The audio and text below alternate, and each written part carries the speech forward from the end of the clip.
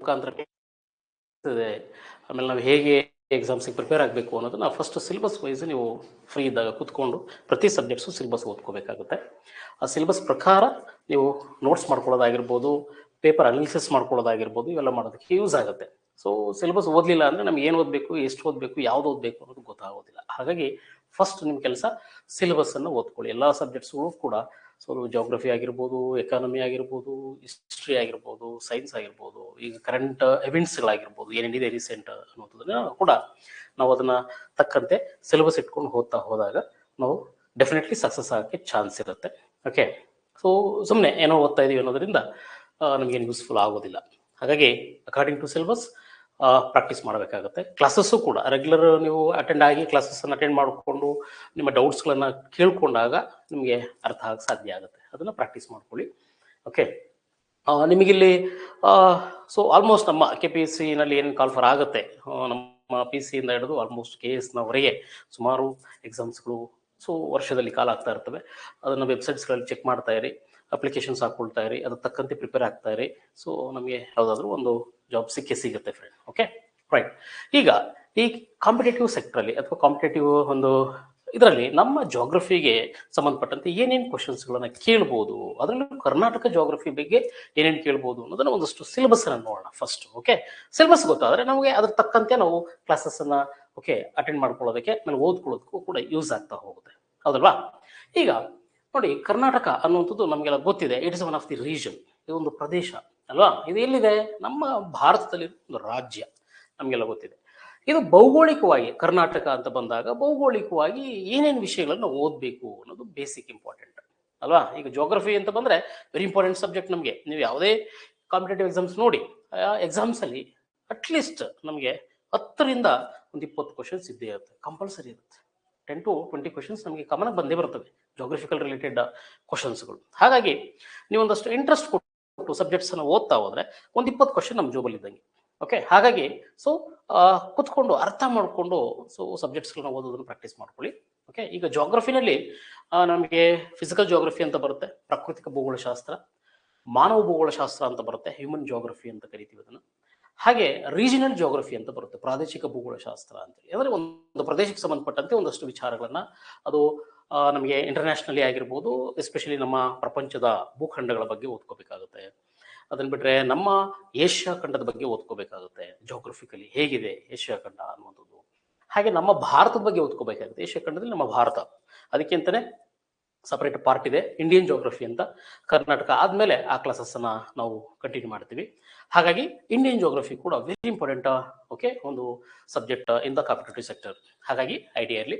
ಆ ಭಾರತದ ಭೂಗೋಳಶಾಸ್ತ್ರದಲ್ಲಿ ನಮ್ಮ ಕರ್ನಾಟಕಕ್ಕೆ ಸಂಬಂಧಪಟ್ಟಂತೆ ಒಂದಷ್ಟು ಕ್ವಶನ್ಸ್ಗಳು ಜೋಗ್ರಫಿಕಲಿ ಕೇಳ್ತಾ ಹೋಗ್ತಾನೆ.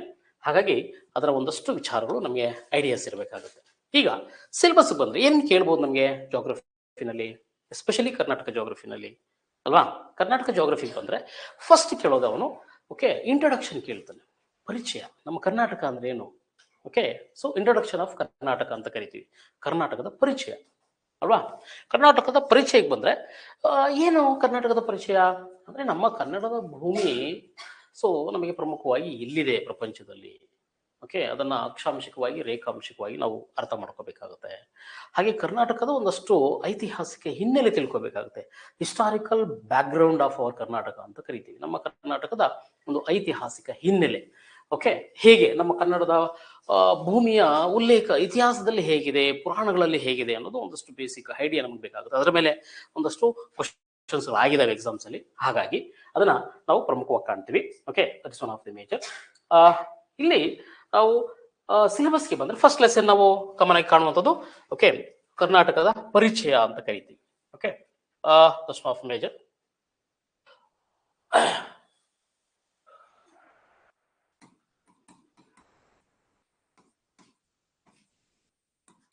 Introduction of Karnataka. ಇದರಲ್ಲಿ ನಾವು ಪ್ರಮುಖವಾಗಿ ಕಾಣುವಂಥದ್ದು okay that's one of major ಅಂತ ತಗೊಂಡ್ರೆ ನಮ್ಗೆ ಇದರಲ್ಲಿ ಪ್ರಮುಖವಾಗಿ ಓಕೆ ಹಿಸ್ಟಾರಿಕಲ್ ಓಕೆ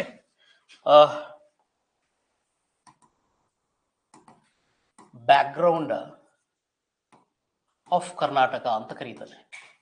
ಕರ್ನಾಟಕದ ಐತಿಹಾಸಿಕ ಹಿನ್ನೆಲೆ ಕನ್ನಡದಲ್ಲಿ ಐತಿಹಾಸಿಕ ಹಿನ್ನೆಲೆ, historical background of our Karnataka ಅನ್ನುವಂಥದ್ದು ಒಂದು ಪ್ರಮುಖ ಟಾಪಿಕ್ ಆಗುತ್ತೆ. ಸೊ ಅದಾದ ಮೇಲೆ ನಮಗೆ ಪ್ರಮುಖವಾಗಿ ನಾವು ಇದರಲ್ಲಿ ಓದ್ಕೋಬೇಕಾಗಿರೋದು ದಟ್ಸ್ ಒನ್ ಆಫ್ ಮೇಜರ್ ಅಂತ ಬಂದ್ರೆ ಕರ್ನಾಟಕದ ಸ್ಥಾನ, ಲೊಕೇಶನ್ ಅಂತ ಕರಿತೀವಿ.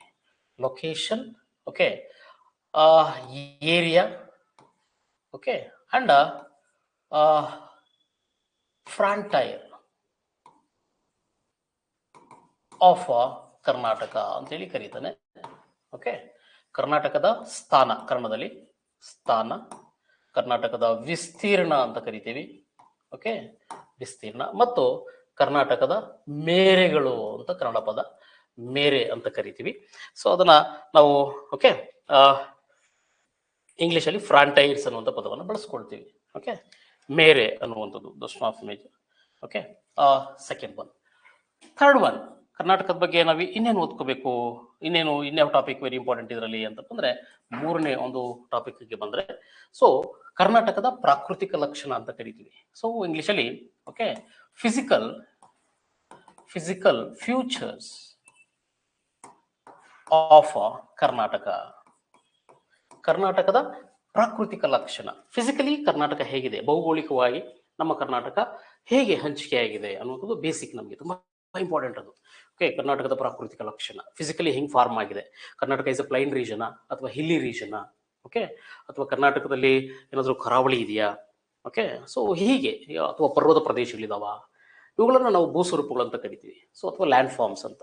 ಸೊ ಲ್ಯಾಂಡ್ ಫಾರ್ಮ್ಸ್ ಅಂತ ಬಂದ್ರೆ ಫಿಸಿಕಲಿ ಫಾರ್ಮ್ಡ್, ಸೊ ಫ್ಯೂಚರ್ಸ್, ಪ್ರಾಕೃತಿಕವಾಗಿ ಭೂಮಿ ಮೇಲೆ ನಿರ್ಮಾಣ ಆಗಿರುವಂತಹ ಒಂದು ಭೂಸ್ವರೂಪಗಳು, ಅವುಗಳನ್ನ ಫಿಸಿಕಲ್ ಫ್ಯೂಚರ್ಸ್ ಅಂತ ಕರಿತೀವಿ. ನಮ್ಮ ಕರ್ನಾಟಕ ಕೂಡ ಉತ್ತಮವಾದ ವಿಭಿನ್ನ ಭೌಗೋಳಿಕ ಲಕ್ಷಣವನ್ನು ಹೊಂದಿದೆ ನೋಡಿ. ಅದರಲ್ಲಿ ಫಿಸಿಕಲ್ ಫ್ಯೂಚರ್ಸ್ ಅಲ್ಲಿ ನಮ್ಮ ಕರ್ನಾಟಕವನ್ನ 3 ಭಾಗ ಮಾಡ್ಕೊಳ್ತೀವಿ. ಫಿಸಿಕಲಿ ಓಕೆ, ಪ್ರಾಕೃತಿಕವಾಗಿ ಕರ್ನಾಟಕವನ್ನ 3 ಭಾಗ ಮಾಡ್ತೀವಿ. Physically Karnataka we are classified into 3 parts. Number 1, first one, ಅದರಲ್ಲಿ ಓಕೆ ದಟ್ಸ್ ಆಫ್ ಮೇಜರ್ ಅಂತ ಬಂದ್ರೆ ಕೋಸ್ಟಲ್ ರೀಜನ್ ಅಂತ ಕರಿತೀವಿ. ಕರ್ನಾಟಕಕ್ಕೆ ಕರಾವಳಿ ಇದೆ, ನಮಗೆಲ್ಲ ಗೊತ್ತಿದೆ. Okay, so in the west of the Karnataka, so having wonderful coast, ಅದನ್ನ ಕೋಸ್ಟಲ್ ರೀಜನ್ ಅಂತ ಕರಿತೀವಿ.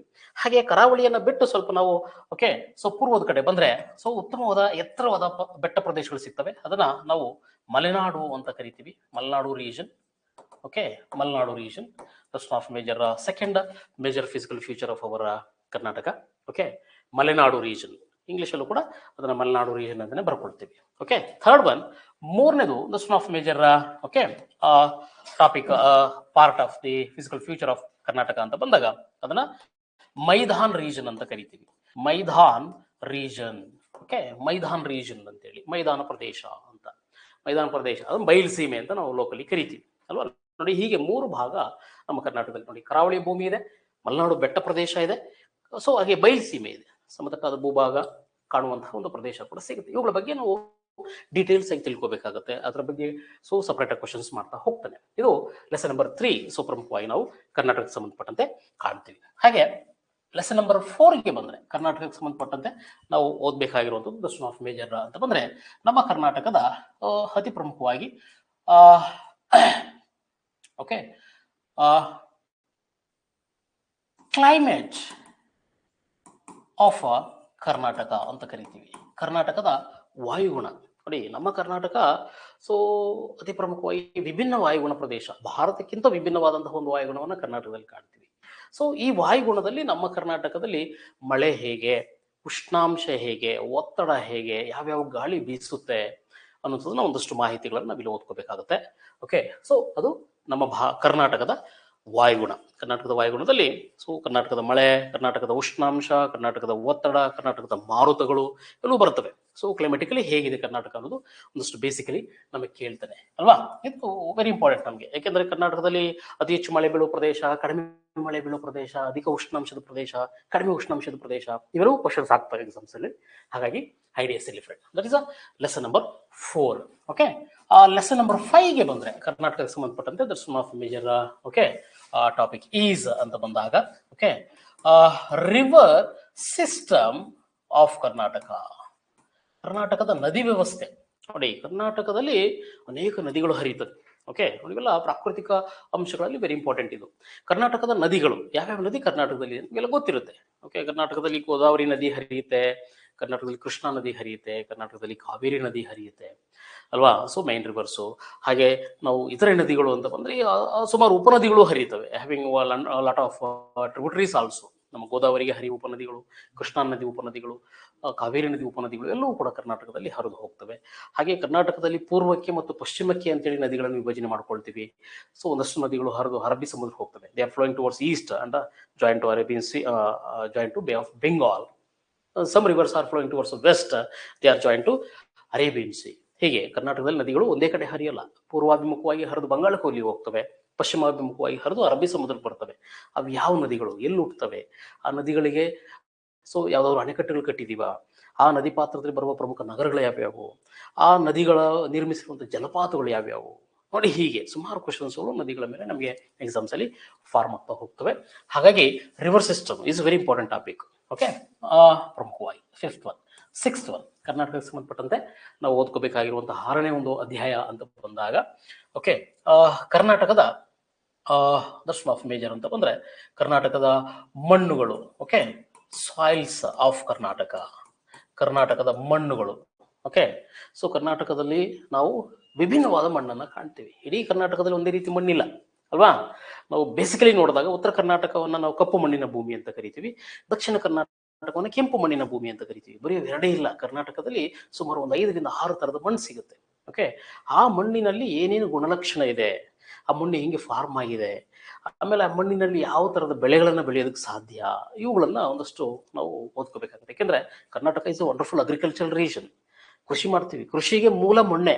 ಮಣ್ಣನ್ನು ನಾವು ನೀಟಾಗಿ ಅರ್ಥ ಮಾಡ್ಕೊಂಡ್ರೆ ಕೃಷಿ ಮಾಡೋದಕ್ಕೆ ಸಾಧ್ಯ. ಹಾಗಾಗಿ ಸೊ ನಾವು ಮಣ್ಣಿನ ಅಧ್ಯಾಯ ನಮ್ಗೆ ತುಂಬಾ ಮುಖ್ಯ friend. Okay, 6th 7th one, 7ನೇದು ಅಂತ ಬಂದ್ರೆ ಕರ್ನಾಟಕಕ್ಕೆ ಸಂಬಂಧಪಟ್ಟಂತೆ ಕರ್ನಾಟಕದ ಓಕೆ, ಸೊ ನ್ಯಾಚುರಲ್ ವೆಜಿಟೇಷನ್.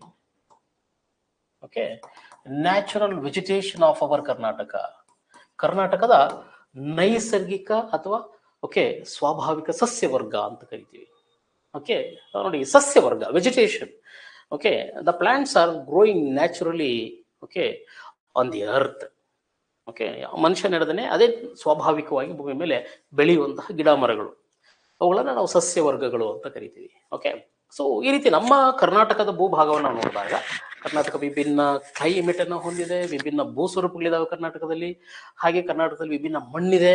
ಇವೆಲ್ಲವೂ ಕೂಡ ನಮ್ಮಲ್ಲಿ ಓಕೆ ಸಸ್ಯವರ್ಗ ಕೂಡ ವಿಭಿನ್ನವಾಗಿ ಹಂಚಿಕೆ ಆಗೋದಕ್ಕೆ ಸಾಧ್ಯ ಆಗುತ್ತೆ. ನೋಡಿ, ಕರ್ನಾಟಕದಲ್ಲಿ ನಿತ್ಯ ಹರಿದ್ವರ್ಣ ಕಾಡುಗಳು ಅಂತ ಕರಿತೀವಿ. ಎವರ್ ಗ್ರೀನ್ ಫಾರೆಸ್ಟ್ ವಿಕೆನ್ಸ್ ಇನ್ ದ ಮಲೆನಾಡು ರೀಜನ್ ಅಲ್ವಾ.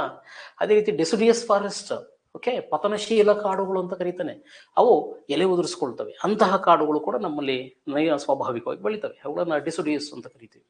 ಹಾಗೆ ಕುರುಚಲು ಗಿಡಗಳಿದಾವೆ. Okay, scrub, thorny type, very less rainfall is occurring. ಎಲ್ಲಿ ಅತಿ ಕಡಿಮೆ ಮಳೆ ಆಗುತ್ತೋ ಅಂತ ಪ್ರದೇಶದಲ್ಲಿ ಕುರುಚಲು ಗಿಡ, ಮುಳ್ಳು ಜಾತಿ ಗಿಡ, ಕಳ್ಳಿ ಜಾತಿ ಗಿಡಗಳು ಬೆಳೀತವೆ. ಅದು ಇದೆ ನಮ್ಮಲ್ಲಿ ಕರ್ನಾಟಕದಲ್ಲಿ.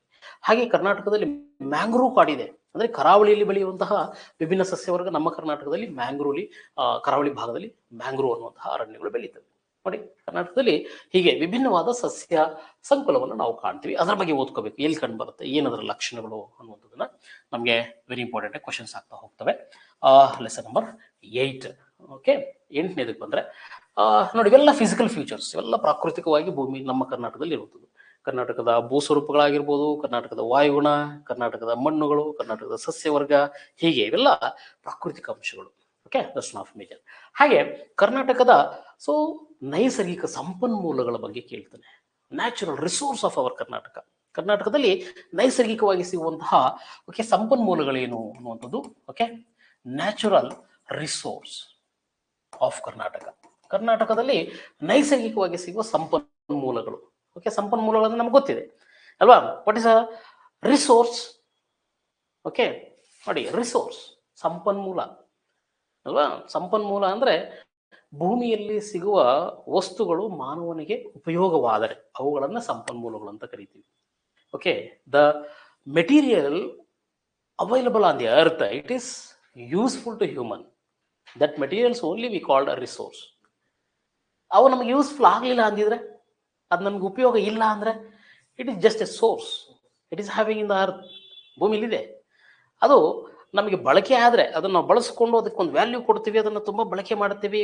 ಸೊ ಹೀಗೆಲ್ಲ ಆದಾಗಲೂ ಅಷ್ಟೇ ಅದು ಸಂಪನ್ಮೂಲ ಆಗುತ್ತೆ, ಆಗಲಿಲ್ಲ ಅಂದ್ರೆ ಅದು ಸಂಪತ್ತು ಅಷ್ಟೇ. ಯಾವುದೂ ಅಷ್ಟೇ, ಮನುಷ್ಯ ಕೂಡ ಹ್ಯೂಮನ್ ಆಲ್ಸೋ ಅಲ್ವಾ, ಅವನು ಕರೆಕ್ಟಾಗಿ ಓಕೆ ಅವನ ಬೆಳವಣಿಗೆಯನ್ನು ಅವನು ಮಾಡಿಕೊಂಡ್ರೆ, ಆರ್ಥಿಕವಾಗಿ ಆಗಿರ್ಬೋದು, ದೈಹಿಕವಾಗಿ ಆಗಿರ್ಬೋದು, ಸೊ ಅವನು ಸದೃಢವಾಗಿ ಅವನು ಬೆಳೆಸ್ಕೊಂಡ್ರೆ ಅಷ್ಟೇ ಅವನು ಸಂಪನ್ಮೂಲ ವ್ಯಕ್ತಿ ಆಗ್ತಾನೆ. ಇಲ್ಲ ಅಂದ್ರೆ ಅವನು ಸಂಪತ್ತಷ್ಟೇ, ಡೆಡ್, ಯೂಸ್ಫುಲ್ ಇಲ್ಲ ಮನುಷ್ಯ ಅಂತ. ಹೌದಾ?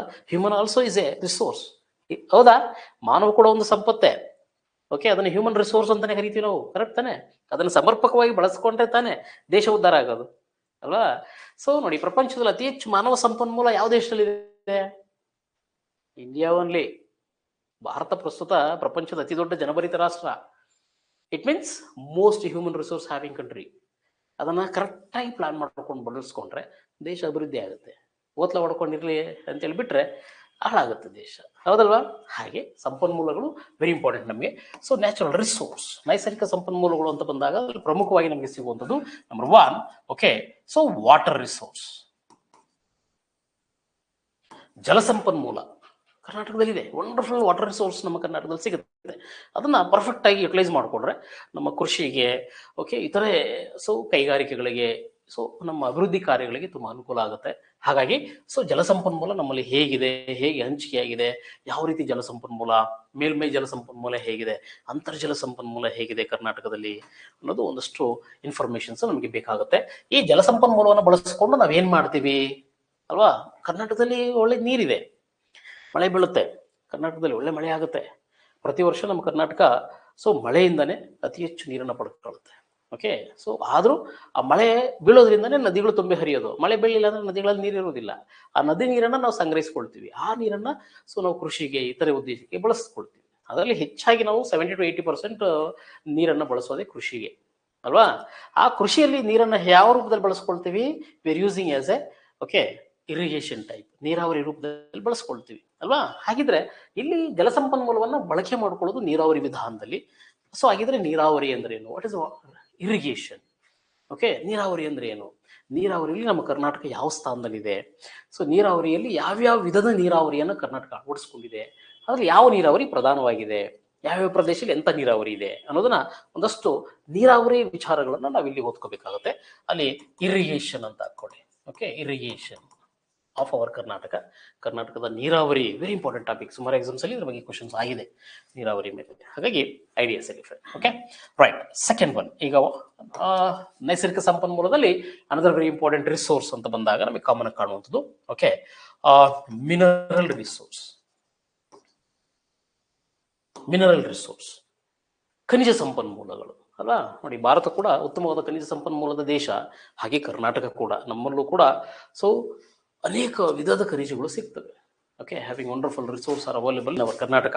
ಲೈಕ್ ಸೊ ಕಬ್ಬಿಣದ ಅದಿರು ಸಿಗುತ್ತೆ, ಮ್ಯಾಂಗನೀಸ್ ಸಿಗುತ್ತೆ, ಓಕೆ, ಬಾಕ್ಸೈಟ್ ಸಿಗುತ್ತೆ ಕರ್ನಾಟಕದಲ್ಲಿ, ಕಾಪರ್ ಸಿಗುತ್ತೆ ನಮ್ಮ ಕರ್ನಾಟಕದಲ್ಲಿ. ಓಕೆ, ಅದನ್ನ ಬಿಟ್ರೆ ಕರ್ನಾಟಕದಲ್ಲಿ ವಂಡರ್ಫುಲ್ ಅತಿ ಪ್ರಮುಖವಾಗಿ ನಾವು ಕಾಣುವಂಥದ್ದು ಓಕೆ ಗೋಲ್ಡ್ ಸಿಗುತ್ತೆ ಕರ್ನಾಟಕದಲ್ಲಿ.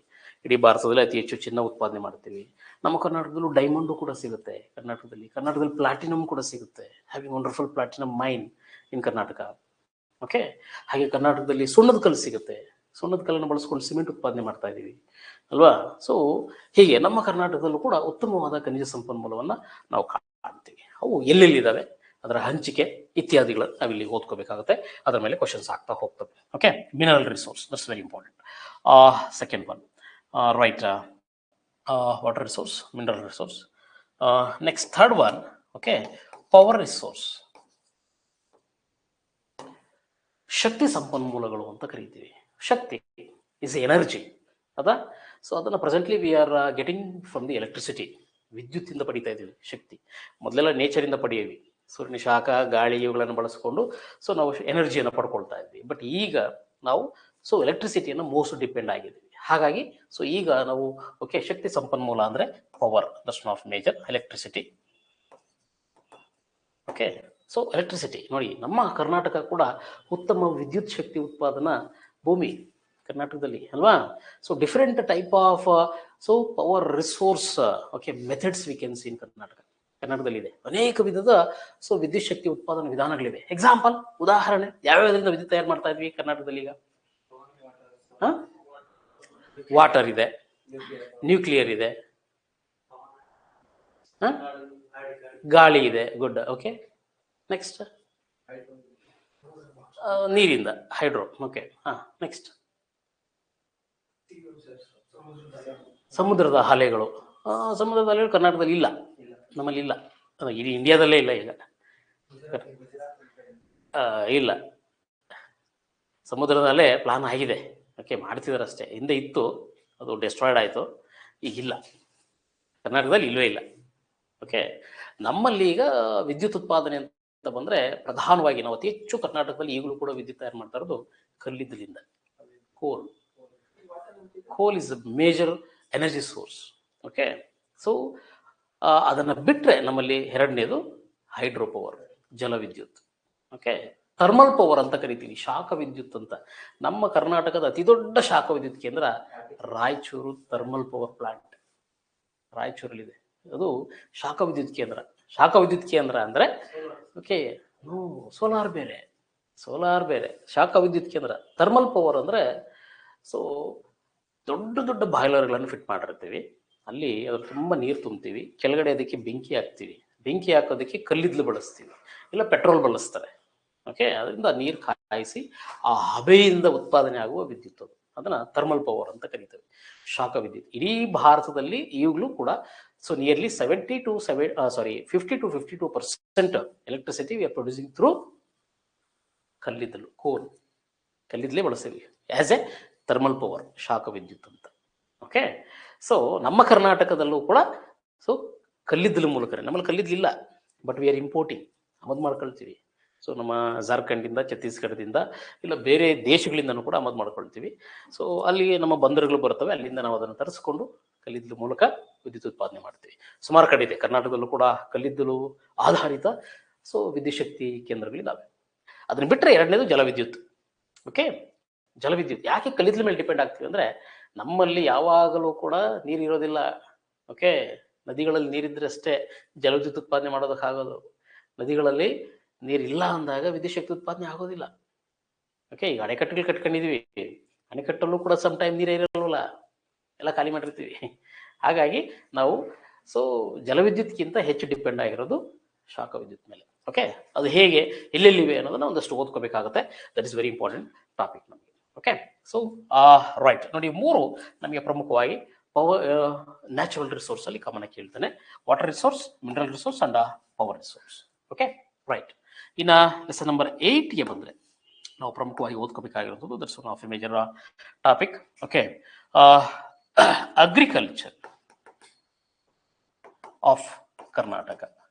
ನೋಡಿ, ಅಗ್ರಿಕಲ್ಚರ್ ಇಲ್ಲಿ ನಾವು ಇದನ್ನ ಓಕೆ ಆಕ್ಯುಪೇಷನ್ ಅಂತ ಬರ್ಕೋಬಹುದು, ಕರ್ನಾಟಕದ ವೃತ್ತಿಗಳು ಅಂತ ಅಲ್ವಾ. ಕರ್ನಾಟಕದಲ್ಲಿ ನಾವು ಒಂದೇ ಥರದ ವೃತ್ತಿ ಮಾಡೋದಿಲ್ಲ, having different type of occupations we are adapted ಅಲ್ವಾ, ಬದುಕೋದಕ್ಕೆ ಅಂತಾನೆ.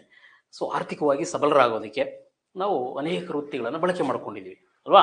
ಅದರಲ್ಲಿ ಕೃಷಿ ನಮ್ಮ ಕರ್ನಾಟಕದಲ್ಲಿ ಈಗಲೂ ಕೂಡ ನಾವು ನಿಯರ್ಲಿ ಆಲ್ಮೋಸ್ಟ್ ನಮ್ಮ ಕರ್ನಾಟಕದ ಒಂದು ಡೇಟಾವನ್ನು ಅಥವಾ ಎಕನಾಮಿಕ್ ಸರ್ವೆಯನ್ನು ಅಬ್ಸರ್ವ್ ಮಾಡಿದಾಗ ಒಂದು 60-70% ಈಗಲೂ ಕೂಡ ಜನ ಕೃಷಿನೇ ಮಾಡೋದು. ಓಕೆ, ಬಟ್ ಇತ್ತೀಚೆಗಷ್ಟೇ ಕೃಷಿ ಒಲವು ಕಮ್ಮಿಯಾಗಿ ನಾವು ಬೇರೆ ವೃತ್ತಿಗಳಿಗೆ ಆಸೆ ಪಟ್ಟು ಬೇರೆ ಬೇರೆ ಕಡೆ ವೃತ್ತಿಗಳನ್ನು ಕ್ರಿಯೇಟ್ ಮಾಡಿಕೊಂಡು ಮಾಡ್ತಾ ಇದ್ದೀವಿ ಅಲ್ವಾ. ಬಟ್ ಈಗಲೂ ಕೂಡ 60-70% peoples are depending on agriculture only. ಕೃಷಿ ಮೇಲೇ ಅವಲಂಬಿತವಾಗಿದ್ದೀವಿ, ಕೃಷಿ ಭೂಮಿನೇ ಹೆಚ್ಚು ನಾವು ಬಳಕೆ ಮಾಡ್ತಾ ಇರೋದು. ಓಕೆ, ಕರ್ನಾಟಕದಲ್ಲಿರುವ ಭೂಭಾಗದಲ್ಲಿ ಹೆಚ್ಚಿನ ಭೂಮಿಯನ್ನು ಏನಕ್ಕೆ ಬಳಸ್ತಾ ಇದ್ದೀವಿ ಅಂದರೆ ಕೃಷಿಗೆ. Still we are using purpose for agriculture. ಹಾಗಾಗಿ ಕರ್ನಾಟಕದಲ್ಲಿ ಕೃಷಿ ಪ್ರಮುಖವಾದಂತಹ ಒಂದು ವೃತ್ತಿ. ಆ ಕೃಷಿ ಹೇಗಿದೆ ಕರ್ನಾಟಕದಲ್ಲಿ, ಯಾವ್ಯಾವ ವಿಧಾನದಲ್ಲಿ ಕೃಷಿ ಮಾಡ್ತಾ ಇದ್ದೀವಿ, ಮೆಥಡ್ ಆಫ್ ಅಗ್ರಿಕಲ್ಚರ್ ಅಂತ ಕರಿತೀವಿ. ಕೃಷಿ ವಿಧಾನಗಳು ಅನೇಕ ವಿಧಾನದಲ್ಲಿ ಕೃಷಿ ಮಾಡ್ತೀವಿ. ಅಂದರೆ ಅಲ್ಲಿನ ವಾಯುಗುಣ, ಓಕೆ, ಅಲ್ಲಿನ ಮಣ್ಣು, ಓಕೆ, ದಟ್ಸ್ ಆಫ್ ಮೇಜರ್, ಅಲ್ಲಿನ ಮಾನವನ ಪ್ರಮುಖ ಏನು ಆಹಾರ ಪದ್ಧತಿಗಳ ಮೇಲೆ ಕೃಷಿ ನಿಂತಿರುತ್ತೆ. ಸೊ ಈಗ ನಾವು ಉತ್ತರ ದಕ್ಷಿಣ ಕರ್ನಾಟಕದಲ್ಲಿ ರಾಗಿ ಬೆಳಿತೀವಿ because of we are eating. Okay, ನಾವು ಯಥೇಚ್ಛವಾಗಿ ರಾಗಿ ತಿನ್ನೋದ್ರಿಂದ ರಾಗಿ ಬೆಳಿತೀವಿ. ಆಮೇಲೆ ಆ ಮಣ್ಣು ಸಪೋರ್ಟ್ ಮಾಡುತ್ತೆ, ಅಲ್ಲಿನ ವಾಯುಗುಣ ಸಪೋರ್ಟ್ ಮಾಡುತ್ತೆ, ಅದಕ್ಕೆ ನಾವು ಅದಕ್ಕೋಸ್ಕರ ರಾಗಿ ತಿನ್ನೋದನ್ನು ರೂಢಿಸ್ಕೊಂಡಿದ್ದೀವಿ. ಅದೇ ಉತ್ತರ ಕರ್ನಾಟಕಕ್ಕೆ ಹೋಗಿ ಅವರು ರಾಗಿ ತಿನ್ನೋದಿಲ್ಲ, ಅವರು ಜೋಳ ತಿಂತಾರೆ, ಜೋಳದ ರೊಟ್ಟಿ ಅಂತ ಮಾಡ್ಕೋತಾರೆ. ಯಾಕೆಂದರೆ ಅಲ್ಲಿನ ವಾಯುಗುಣ, ಅಲ್ಲಿನ ಮಣ್ಣು, ಅಲ್ಲಿನ ಜನರ ಆಹಾರ ಪದ್ಧತಿ ಅದನ್ನು ರೂಢಿಸ್ಕೊಂಡಿದ್ದಾರೆ. ಹಾಗಾಗಿ ಅದನ್ನೇ ಹೆಚ್ಚು ಬೆಳೀತಾರೆ. ಓಕೆ. ಸೊ ಹಾಗಾಗಿ ಅಗ್ರಿಕಲ್ಚರ್ ಅಂತ ಬಂದಾಗ ಅನೇಕ ಕೃಷಿ ವಿಧಾನಗಳಿದ್ದಾವೆ, ಅಗ್ರಿಕಲ್ಚರ್ ಮೆಥಡ್ಸ್ ಅನ್ನು ಓದ್ಕೋಬೇಕಾಗುತ್ತೆ. ಆಮೇಲೆ ಏನೇನು ಬೆಳೆಗಳನ್ನು ಬೆಳಿತೀವಿ ಕರ್ನಾಟಕದಲ್ಲಿ, ಪ್ರಧಾನವಾಗಿ ಬೆಳೆಯುವಂತಹ ಬೆಳೆಗಳು, ಆಹಾರ ಬೆಳೆ, ವಾಣಿಜ್ಯ ಬೆಳೆ, ಈಗೆಲ್ಲ ಡಿವೈಡ್ ಮಾಡ್ತೀವಿ, ಅದನ್ನು ಕ್ಲಾಸಿಫಿಕೇಶನ್ಸ್ ಮಾಡ್ತೀವಿ. ಓಕೆ. ಸೊ ನಮ್ಮ ಕರ್ನಾಟಕದಲ್ಲಿ ಹಾಗಿದ್ರೆ ಪ್ರಧಾನ ಆಹಾರ ಬೆಳೆ ಯಾವುದು? What is a major food crop of our Karnataka? ಪ್ರಧಾನವಾಗಿ ನಾವು ಅತಿ ಹೆಚ್ಚಾಗಿ ಬಳಸುವ ಆಹಾರ ಧಾನ್ಯ ನೋಡಿ, ಕರ್ನಾಟಕದಲ್ಲಿ ಅತಿ ಹೆಚ್ಚಾಗಿ ಬಳಸುವ ಆಹಾರ ಧಾನ್ಯ ಅಲ್ವಾ? ಯಾವುದು ಹೆಚ್ಚು ಬಳಸ್ತೀವಿ ನಾವು? ರಾಗಿ. ಓಕೆ. ನೋಡಿ, ನಮ್ಮ ಕರ್ನಾಟಕದಲ್ಲೂ ಅತಿ ಹೆಚ್ಚಾಗಿ ನಾವು ಬಳಕೆ ಮಾಡೋದು, ಓಕೆ, ಕರ್ನಾಟಕ ಅಂತನಲ್ಲ, ಇಡೀ ಭಾರತದಲ್ಲೇ ನಾವು ಅತಿ ಹೆಚ್ಚಾಗಿ ಬಳಸುವ ಆಹಾರ ಧಾನ್ಯ ಭತ್ತ. ಓಕೆ, ಭತ್ತ. ಎರಡನೇ ಆಹಾರ ಧಾನ್ಯ ನಮ್ಮ ಭಾರತದಲ್ಲಿ ಗೋಧಿ. ನಮ್ಮಲ್ಲಿಲ್ಲ. ದಕ್ಷಿಣ ಭಾರತದಲ್ಲಿ ನಾವು ಗೋಧಿ ಕಡಿಮೆ ಬಳಸ್ತೀವಿ, ಬಟ್ ಇತ್ತೀಚೆಗೆ ಅದನ್ನ ಫೋರ್ಸ್ ಮಾಡಿ ತಿನ್ನೋದಕ್ಕೆ, ಅಂದ್ರೆ ಮಾರ್ಕೆಟಿಂಗ್ ಅದು, ಓಕೆ, ಅಲ್ಲಿನ ಉತ್ಪಾದನೆಯನ್ನ ಮಾರ್ಕೆಟ್ ಮಾಡ್ಕೊಳ್ಳೋದಕ್ಕೆ ಬಳಸ್ತಾ ಇದ್ದೀವಿ. ಬಟ್ ದಕ್ಷಿಣ ಭಾರತದಲ್ಲಿ ನಾವು ಅತಿ ಹೆಚ್ಚಾಗಿ ಬಳಸೋದು ಭತ್ತನೇ ಪ್ರಧಾನ ಆಹಾರ ಬೆಳೆ, ಎಲ್ಲಾ ಕಡೆನೂ ಹೆಚ್ಚಾಗಿ ನಾವು ಬಳಸ್ತೀವಿ. ಓಕೆ, ಅದನ್ನ ಬಿಟ್ರೆ ಎರಡನೇದು ನಮ್ಮಲ್ಲಿ ದಕ್ಷಿಣ ಭಾರತದಲ್ಲಿ ನಾವು ತಿನ್ನೋದು ಜೋಳ. ಜೋಳ ಎರಡನೇ ಆಹಾರ ಧಾನ್ಯ ನಮ್ಮಲ್ಲಿ, ಕರ್ನಾಟಕದಲ್ಲೂ ಕೂಡ ಬಿಳಿ ಜೋಳ ಹೆಚ್ಚಾಗಿ ಬಳಸ್ತೀವಿ. ಓಕೆ, ನೋಡಿ, ನಾವು ಅಪ್ ಟು ಚಿತ್ರದುರ್ಗದವರೆಗೂ ಬನ್ನಿ, ಜೋಳ ತಿಂತಾರೆ. ನಾವು ದಕ್ಷಿಣದಲ್ಲಿ ಒಂದು 5-6 ಜಿಲ್ಲೆಗಳಷ್ಟೇ ರಾಗಿ ತಿನ್ನೋದು ನಾವು. ಓಕೆ, ಹಾಗಾಗಿ ಎರಡನೇ ಆಹಾರ ಧಾನ್ಯ ಜೋಳ, ಮೂರನೇದು ರಾಗಿ. ದಕ್ಷಿಣ ಕರ್ನಾಟಕಕ್ಕೆ ಬನ್ನಿ, ದಕ್ಷಿಣ ಕರ್ನಾಟಕದಲ್ಲಿ ಮೊದಲ ಆಹಾರ ಧಾನ್ಯ ಭತ್ತ, ಎರಡನೇ ಆಹಾರ ಧಾನ್ಯ ರಾಗಿನೇ ನಮ್ಮಲ್ಲಿ. ನಾವು ಜೋಳ ಬಳಸಲ್ಲ ಅಲ್ವಾ? ಹಾಗೆ ಅದು ವೇರಿಯೇಷನ್ಸ್ ಇರುತ್ತೆ. ಹಾಗಾಗಿ ಐಡಿಯಲ್ಲಿ ಅಗ್ರಿಕಲ್ಚರ್ ಬಗ್ಗೆ ಸುಮಾರು ಕ್ವಶನ್ಸ್ಗಳು ನಮಗೆ ಎಕ್ಸಾಮ್ಸ್ ಅಲ್ಲಿ ಬರ್ತವೆ. ಆಮೇಲೆ ಸರ್ಕಾರದ ಯೋಜನೆಗಳು ಕೂಡ ಕೇಳ್ತಾ ಇರ್ತಾರೆ, ಕರೆಂಟ್ ಅಫೇರ್ಸ್ ಅಲ್ಲೆಲ್ಲ ಅದನ್ನು ನೋಡ್ಕೋಬೇಕಾಗತ್ತೆ. ಕೃಷಿ ಯೋಜನೆಗಳು ಏನೇನು, ಹೊಸ ಯೋಜನೆಗಳು ಏನೇನು ಬಂದಿದ್ದಾವೆ ಇತ್ಯಾದಿಗಳನ್ನ ನಾವು ಅನಲೈಸ್ ಮಾಡ್ತಾ ಹೋಗ್ಬೇಕಾಗತ್ತೆ ಕರ್ನಾಟಕಕ್ಕೆ ಸಂಬಂಧಪಟ್ಟಂತೆ, ಹೌದಲ್ವಾ? ನೋಡಿ, ಸಿಲೆಬಸ್ ಅರ್ಥ ಆಗ್ತಿದೆಯಾ? ನೋಡಿ, ಹೀಗೆ ನಾವು ಫಸ್ಟ್ ಸಿಲೆಬಸ್ ಅನ್ನು ಅರ್ಥ ಮಾಡ್ಕೊಂಡ್ರೆ ಎಲ್ಲಿ ಓದ್ಬೇಕು, ಏನು ಓದ್ಬೇಕು, ಹೇಗೆ ಓದ್ಕೋಬೇಕು ಅನ್ನೋದು ಒಂದು ಐಡಿಯಾ ಸಿಗುತ್ತೆ ಫ್ರೆಂಡ್. ಅಲ್ಲಿಗೆ ಲೆಸನ್ ನಂಬರ್ 8 ನಮಗೆ ಐಡಿಯಾ ಸಿಗ್ತದೆ. ಲೆಸನ್ ನಂಬರ್ 9ಗೆ ಬರೋಣ. ಕರ್ನಾಟಕಕ್ಕೆ ಸಂಬಂಧಪಟ್ಟಂತೆ ಅಧ್ಯಾಯ 9ಕ್ಕೆ ಬಂದ್ರೆ ದುಸ್ಟ್ ಆಫ್ ಮೇಜರ್ ಅಂತ ಬಂದ್ರೆ ಕರ್ನಾಟಕದ ಕೈಗಾರಿಕೆಗಳು, ಇಂಡಸ್ಟ್ರೀಸ್ ಆಫ್ ಅವರ್ ಕರ್ನಾಟಕದ ಕೈಗಾರಿಕೆಗಳು. ಕರ್ನಾಟಕದಲ್ಲಿ ಕೈಗಾರಿಕೆಗಳು ಕೂಡ ಇದೆ. ಕರ್ನಾಟಕ ಕೂಡ ಉತ್ತಮವಾದ ಕೈಗಾರಿಕೆಗಳನ್ನ ಅಭಿವೃದ್ಧಿಪಡಿಸಿಕೊಂಡಿರುವಂತ ರಾಜ್ಯ ಅಲ್ವಾ? ಒಳ್ಳೆ ಕೈಗಾರಿಕೀಕರಣವನ್ನ ರೂಢಿಸ್ಕೊಂಡಿದೀವಿ ಕರ್ನಾಟಕದಲ್ಲಿ. ಅನೇಕ ಉತ್ತಮವಾದ ಕಬ್ಬಿಣ, ಉಕ್ಕು ತಯಾರು ಮಾಡ್ತೀವಿ, ಕಬ್ಬಿಣ ಮತ್ತು ಉಕ್ಕಿನ ಕೈಗಾರಿಕೆಗಳಿವೆ, ಅಲ್ಯೂಮಿನಿಯಂ ಕೈಗಾರಿಕೆ ಇದೆ ನಮ್ಮಲ್ಲಿ ಕರ್ನಾಟಕದಲ್ಲಿ, ಸಿಮೆಂಟ್ ಕೈಗಾರಿಕೆಗಳು, ವಂಡರ್ಫುಲ್ ಸಿಮೆಂಟ್ ಕೈಗಾರಿಕೆಗಳಿದಾವೆ ಕರ್ನಾಟಕದಲ್ಲಿ ಅಲ್ವಾ? ಕರ್ನಾಟಕದಲ್ಲಿ ಕಾಗದ ಕೈಗಾರಿಕೆಗಳಿದಾವೆ. ಓಕೆ, ಕರ್ನಾಟಕದಲ್ಲಿ ವಂಡರ್ಫುಲ್ ಆಟೋಮೊಬೈಲ್ ಸೆಕ್ಟರ್ ಇದೆ, ಕರ್ನಾಟಕದಲ್ಲಿ ವಂಡರ್ಫುಲ್ IT ಸೆಕ್ಟರ್ ಇದೆ, ನಾಲೆಡ್ಜ್ ಬೇಸ್ಡ್ ಇಂಡಸ್ಟ್ರಿ ಅಂತಾನೆ ಕರಿತೀವಿ ಅದನ್ನ. ಹೀಗೆ ಉತ್ತಮವಾದ ಕೈಗಾರಿಕೆಗಳನ್ನು ನಾವು ಕರ್ನಾಟಕದಲ್ಲೂ ಕೂಡ ಕಾಣ್ತೀವಿ. ಅವು ಎಲ್ಲೆಲ್ಲಿ ಬಂದಿದ್ದಾವೆ, ಯಾವಾಗ ಸ್ಥಾಪನೆ ಆದವು, ಓಕೆ, ಅವುಗಳ ಇತ್ತೀಚಿನ ಒಂದು ಬೆಳವಣಿಗೆ ಏನು ಅನ್ನೋದನ್ನ ಒಂದಷ್ಟು ಬೇಸಿಕ್ ಐಡಿಯಾಸ್ ನಮ್ಗೆ ಬೇಕಾಗುತ್ತೆ. ಹಾಗಾಗಿ ಇಂಡಸ್ಟ್ರೀಸ್ ಆಫ್ ಅವರ್ ಕರ್ನಾಟಕ ಕೂಡ ತುಂಬಾ ಮುಖ್ಯ friend. Okay, next lesson number 10ಗೆ ಬಂದ್ರೆ ಕರ್ನಾಟಕಕ್ಕೆ ಸಂಬಂಧಪಟ್ಟಂತೆ ದಟ್ಸ್ ವಂಡರ್ಫುಲ್ ಟಾಪಿಕ್. ನಾವು ಕಾಮನ್ಗೆ ಓದ್ಕೋಬೇಕಾಗಿರುವಂಥದ್ದು ಓಕೆ, ಪಾಪ್ಯುಲೇಷನ್ ಆಫ್ ಕರ್ನಾಟಕದ ಜನಸಂಖ್ಯೆ. ಓಕೆ, ನೋಡಿ, ಕರ್ನಾಟಕದಲ್ಲಿ ಕಂಡುಬರುವಂತಹ ಜನಾಂಗಗಳ ಬಗ್ಗೆ ಓದ್ಕೋಬೇಕು. ಯಾವ್ಯಾವ ಜನಾಂಗ ಇದೆ ಕರ್ನಾಟಕದಲ್ಲಿ ಅಲ್ವಾ ಅನ್ನೋದು. ನೋಡಿ, ಭಾರತವನ್ನು ತಗೊಂಡಾಗ having wonderful races, Caucasoid, Mongoloid, Negroids, okay, Australoids ಅಂತೆಲ್ಲ ಕರಿತೀವಿ. ಹೀಗೆ ಒಂದು 4 ಥರದ ಜನಾಂಗಗಳು ಬರ್ತಾರೆ ಪ್ರಪಂಚದಲ್ಲಿ, ಅದು ನಮ್ಮ ಭಾರತದಲ್ಲೂ ಇದ್ದಾರೆ. ಹಾಗೆ ನಮ್ಮ ಕರ್ನಾಟಕದಲ್ಲೂ ಕೂಡ ಯಾವ್ಯಾವ ಥರದ ಜನಾಂಗಗಳಿದ್ದಾರೆ ಅನ್ನೋದನ್ನ ಒಂದಷ್ಟು ಬೇಸಿಕ್ ನಮ್ಗೆ ಗೊತ್ತಾಗಬೇಕು. ಆ ಜನಾಂಗಗಳನ್ನು ಆಧರಿಸಿ ನಾವು ಹೇಗೆ ಹಂಚಿಕೆ ಆಗಿದ್ದೀವಿ, ಆ ಒಂದು ಹಂಚಿಕೆಯಲ್ಲಿ ಬರುವಂಥ ಜನಸಂಖ್ಯೆ ಏನು, what's a number of people, population ಹೇಗಿದೆ. ಈಗ ಅಕಾರ್ಡಿಂಗ್ ಟು ನಾವು 2011 ಸೆನ್ಸಸ್ ಓದ್ಕೋಬೇಕಾಗತ್ತೆ, ಯಾಕೆಂದ್ರೆ ಅಪ್ಡೇಟ್ ಇನ್ನೂ ಬಂದಿಲ್ಲ ನಮಗೆ. ಹಾಗಾಗಿ ನಮ್ಮ ಜನಸಂಖ್ಯೆ ಬಗ್ಗೆ ಓದ್ಕೋಬೇಕು. ಜನಸಂಖ್ಯೆ, ಜನಸಾಂದ್ರತೆ, ಜನಸಂಖ್ಯೆ ಸಂಯೋಜನೆ ಅಲ್ವಾ, ಅದರಲ್ಲಿ ಸಂಯೋಜನೆ ಕಾಂಪೋಸಿಷನ್ ಅಂತ ಕರಿತೀವಿ. ಜನಸಂಖ್ಯೆ ಸಂಯೋಜನೆ ಅಂತ ಬಂದಾಗ ಹೇಗಿದೆ, ಮೇಲ್ ಅಂಡ್ ಫಿಮೇಲ್ ಹೇಗಿದೆ, ಲಿಟ್ರಸಿ ಹೇಗಿದೆ ಅಲ್ವಾ, ಏಜ್ ಸ್ಟ್ರಕ್ಚರ್ ಹೇಗಿದೆ ಅಲ್ವಾ ನಮ್ಮಲ್ಲಿ. ಮಕ್ಕಳ ಸಂಖ್ಯೆ, ಯುವಕರ ಸಂಖ್ಯೆ, ವೃದ್ಧರ ಸಂಖ್ಯೆ ಹೇಗಿದೆ, ಅದರ ಪರ್ಸೆಂಟೇಜಸ್ ಅನ್ನು ಕೇಳ್ತಾನೆ, ಯಾವುದು ಹೆಚ್ಚಿದೆ, ಯಾವುದು ಕಡಿಮೆ ಇದೆ ಅಲ್ವಾ, ಇತ್ಯಾದಿಗಳನ್ನ ನಾವು ಓದ್ಕೋಬೇಕಾಗತ್ತೆ.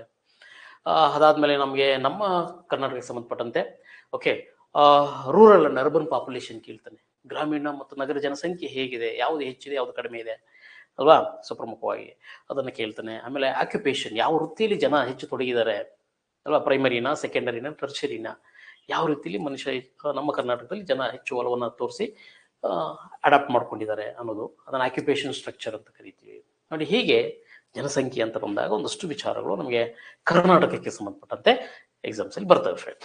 ಕ್ಲಿಯರಾ? ಇದಿಷ್ಟು ಸಿಲೆಬಸ್. ನಾವು ಸಿಲೆಬಸ್ಸನ್ನು ನೀಟಾಗಿ ಒಂದಷ್ಟು ಬರ್ಕೊಂಡು ಅದನ್ನು ತಕ್ಕಂತೆ ನಾವು ಪ್ರಿಪೇರ್ ಆಗ್ತಾ ಹೋದರೆ ಅವ್ನ ಕ್ವಶನ್ಸ್ ಎಲ್ಲೇ ಕೇಳಿ ಎಕ್ಸಾಮ್ಸಲ್ಲಿ ನಾವು ಅಟೆಂಡ್ ಮಾಡ್ಕೊಳ್ಳೋದಕ್ಕೆ ನಮಗೆ ಈಸಿ ಅನಿಸುತ್ತೆ.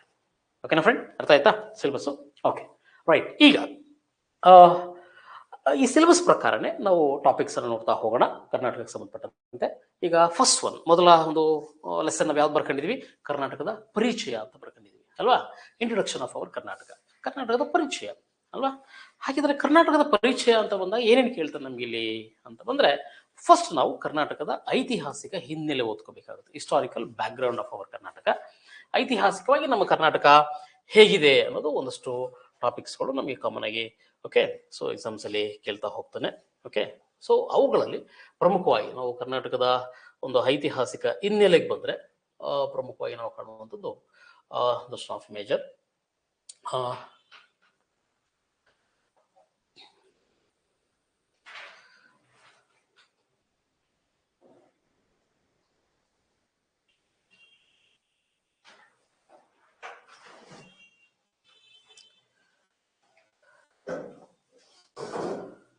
ಓಕೆ, ಹಿನ್ನೆಲೆ ಅಂದರೆ ನಮ್ಮ ಕನ್ನಡದ ಭೂಮಿ ಪ್ರಪಂಚದಲ್ಲಿ ಭಾರತ ದೇಶದಲ್ಲಿದೆ ಅಲ್ವಾ?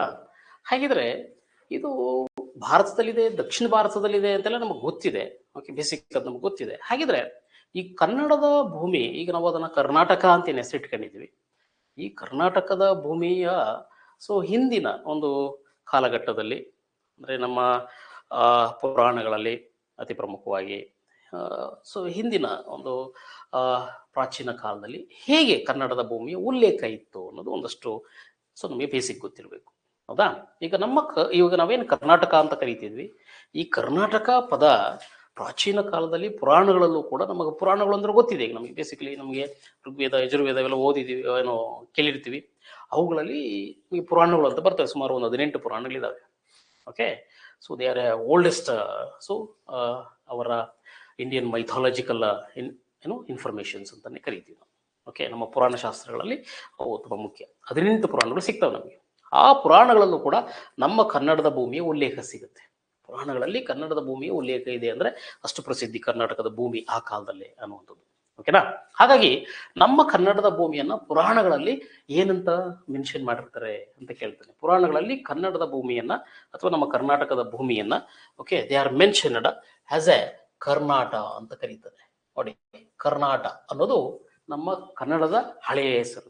ಪುರಾಣಗಳಲ್ಲಿ ಕರ್ನಾಟಕವನ್ನು ಏನಂತ ಸೊ ಉಲ್ಲೇಖಿಸಲಾಗಿತ್ತು ಅಂತ ಕೇಳಿದ್ರೆ okay how they mentioned in the Puranas of our Karnataka land ಅಂತ ಕೇಳಿದ್ರೆ ಕರ್ನಾಟ ಅಂತ ಉಲ್ಲೇಖ ಆಗಿರುತ್ತೆ, ಅಥವಾ ಕರ್ನಾಟ ದೇಶ ಅಂತ ಕರೀತಾರೆ. ಓಕೆನಾ? That is one of major.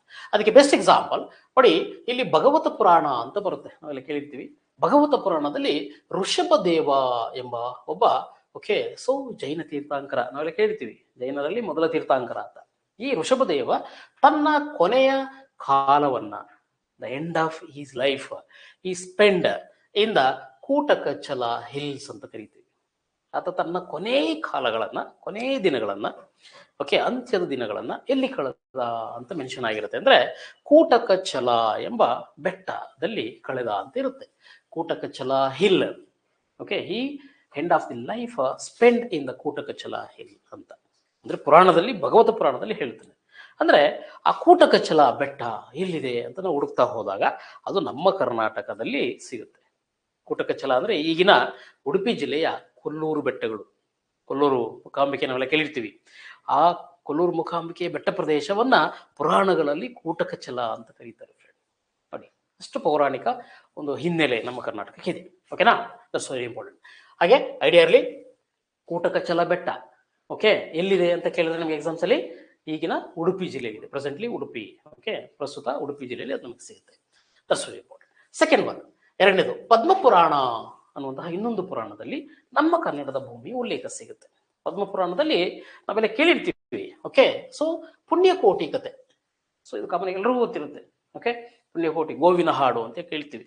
ಧರಣಿ ಮಂಡಲ ಮಧ್ಯದೊಳಗೆ ಮೆರೆಯುದಿಹ ಕರ್ನಾಟ ದೇಶದೋಳು ಅನ್ನುವಂಥ ಪದ, ಅಲ್ಲಿ ನಾವು ಕನ್ನಡದ ಭೂಮಿಯ ಉಲ್ಲೇಖ ಸಿಗುತ್ತೆ. ಓಕೆ ನೋಡಿ, ಅಲ್ಲಿ ಕರ್ನಾಟ ದೇಶ ಅಂತ ಕನ್ನಡದ ಭೂಮಿಯನ್ನು ಉಲ್ಲೇಖ ಮಾಡ್ತಾರೆ. ಓಕೆ, ಅಂದ್ರೆ ನಮ್ಮ ಕನ್ನಡದ ಭೂಮಿ ಪುರಾಣಗಳಲ್ಲಿ ಇದೆ ಅನ್ನೋದಕ್ಕೆ ಇವೆಲ್ಲ ಪುರಾವೆಗಳು, ಬೆಸ್ಟ್ ಎವಿಡೆನ್ಸ್ ಅಂತಾನೆ ನಾವು ಕರಿತೀವಿ. ಓಕೆ, ಪದ್ಮಪುರಾಣದಲ್ಲಿ ಸೊ ಪುಣ್ಯಕೋಟಿ ಸೊ ಒಂದು ಸಂಸ್ಕೃತ ಒಂದು ಪದ್ಯ ಅದು, ಅದರಲ್ಲಿ ನಮ್ಮ ಕನ್ನಡದ ಭೂಮಿಯ ಉಲ್ಲೇಖ ಸಿಗುತ್ತೆ. ಇದನ್ನ ಸೊ ಕನ್ನಡಕ್ಕೆ ಭಾಷಾಂತರಿಸಿದವರು ಯಾರು ಅಂದ್ರೆ ನಮ್ಮ ಸೊ ಮೈಸೂರಿನ ನರಸಿಂಹಾಚಾರ್ ಅನ್ನುವಂಥವ್ರು is a translator. He translated from Sanskrit to Kannada. Okay, ಹಾಗಾಗಿ ಅದು ನಾವು ಕನ್ನಡದಲ್ಲಿ ಓದ್ಕೊಳ್ಳೋದಕ್ಕೆ ಒಂದು ಅವಕಾಶ ಸಿಕ್ತು, ಸಂಸ್ಕೃತದಲ್ಲಿ ಇದ್ದಂಥದ್ದು. ಓಕೆ, ಪುಣ್ಯಕೋಟಿ ಅದನ್ನ ಗೋವಿನ ಹಾಡು ಅಂತ ನಾವು ಓದ್ಕೊಳ್ತೀವಿ. ಓಕೆ, ಗೋವಿನ ಹಾಡು ಅಂತೇಳಿ ಅಲ್ವಾ. ಸೊ ಅದನ್ನ ಭಾಷಾಂತರಿಸಿದವರು ಯಾರು ಅಂತ ಹೇಳಿದ್ರೆ ನರಸಿಂಹಾಚಾರ್ ಅನ್ನುವಂಥವ್ರು, ಮೈಸೂರಿನ ಭಾಷಾಂತರ ತಜ್ಞ ಅಂತ ಕರಿತೀವಿ, ಟ್ರಾನ್ಸ್ಲೇಟರ್ ಅಂತ ಇಂಗ್ಲಿಷಲ್ಲಿ. ಓಕೆ, ಕ್ಲಿಯರಪ್ಪ ನೋಡಿ, ಅಲ್ಲಿಗೆ ಪುರಾಣಗಳಲ್ಲೂ ಕೂಡ ಕನ್ನಡದ ಭೂಮಿ ಉಲ್ಲೇಖ ಇದೆ. ಇನ್ನ ಮಹಾಭಾರತ ನಮಗೆಲ್ಲ ಗೊತ್ತಿದೆ, ನಮ್ಮ ಭಾರತದ ಒಂದು ಓಕೆ ಸೊ ಮಹಾಕಾವ್ಯಗಳು ಅಂತಾನೆ ಕರಿತೀವಿ, ಎಪಿಕ್ಸ್ ಅನ್ನುವಂಥದ್ದು.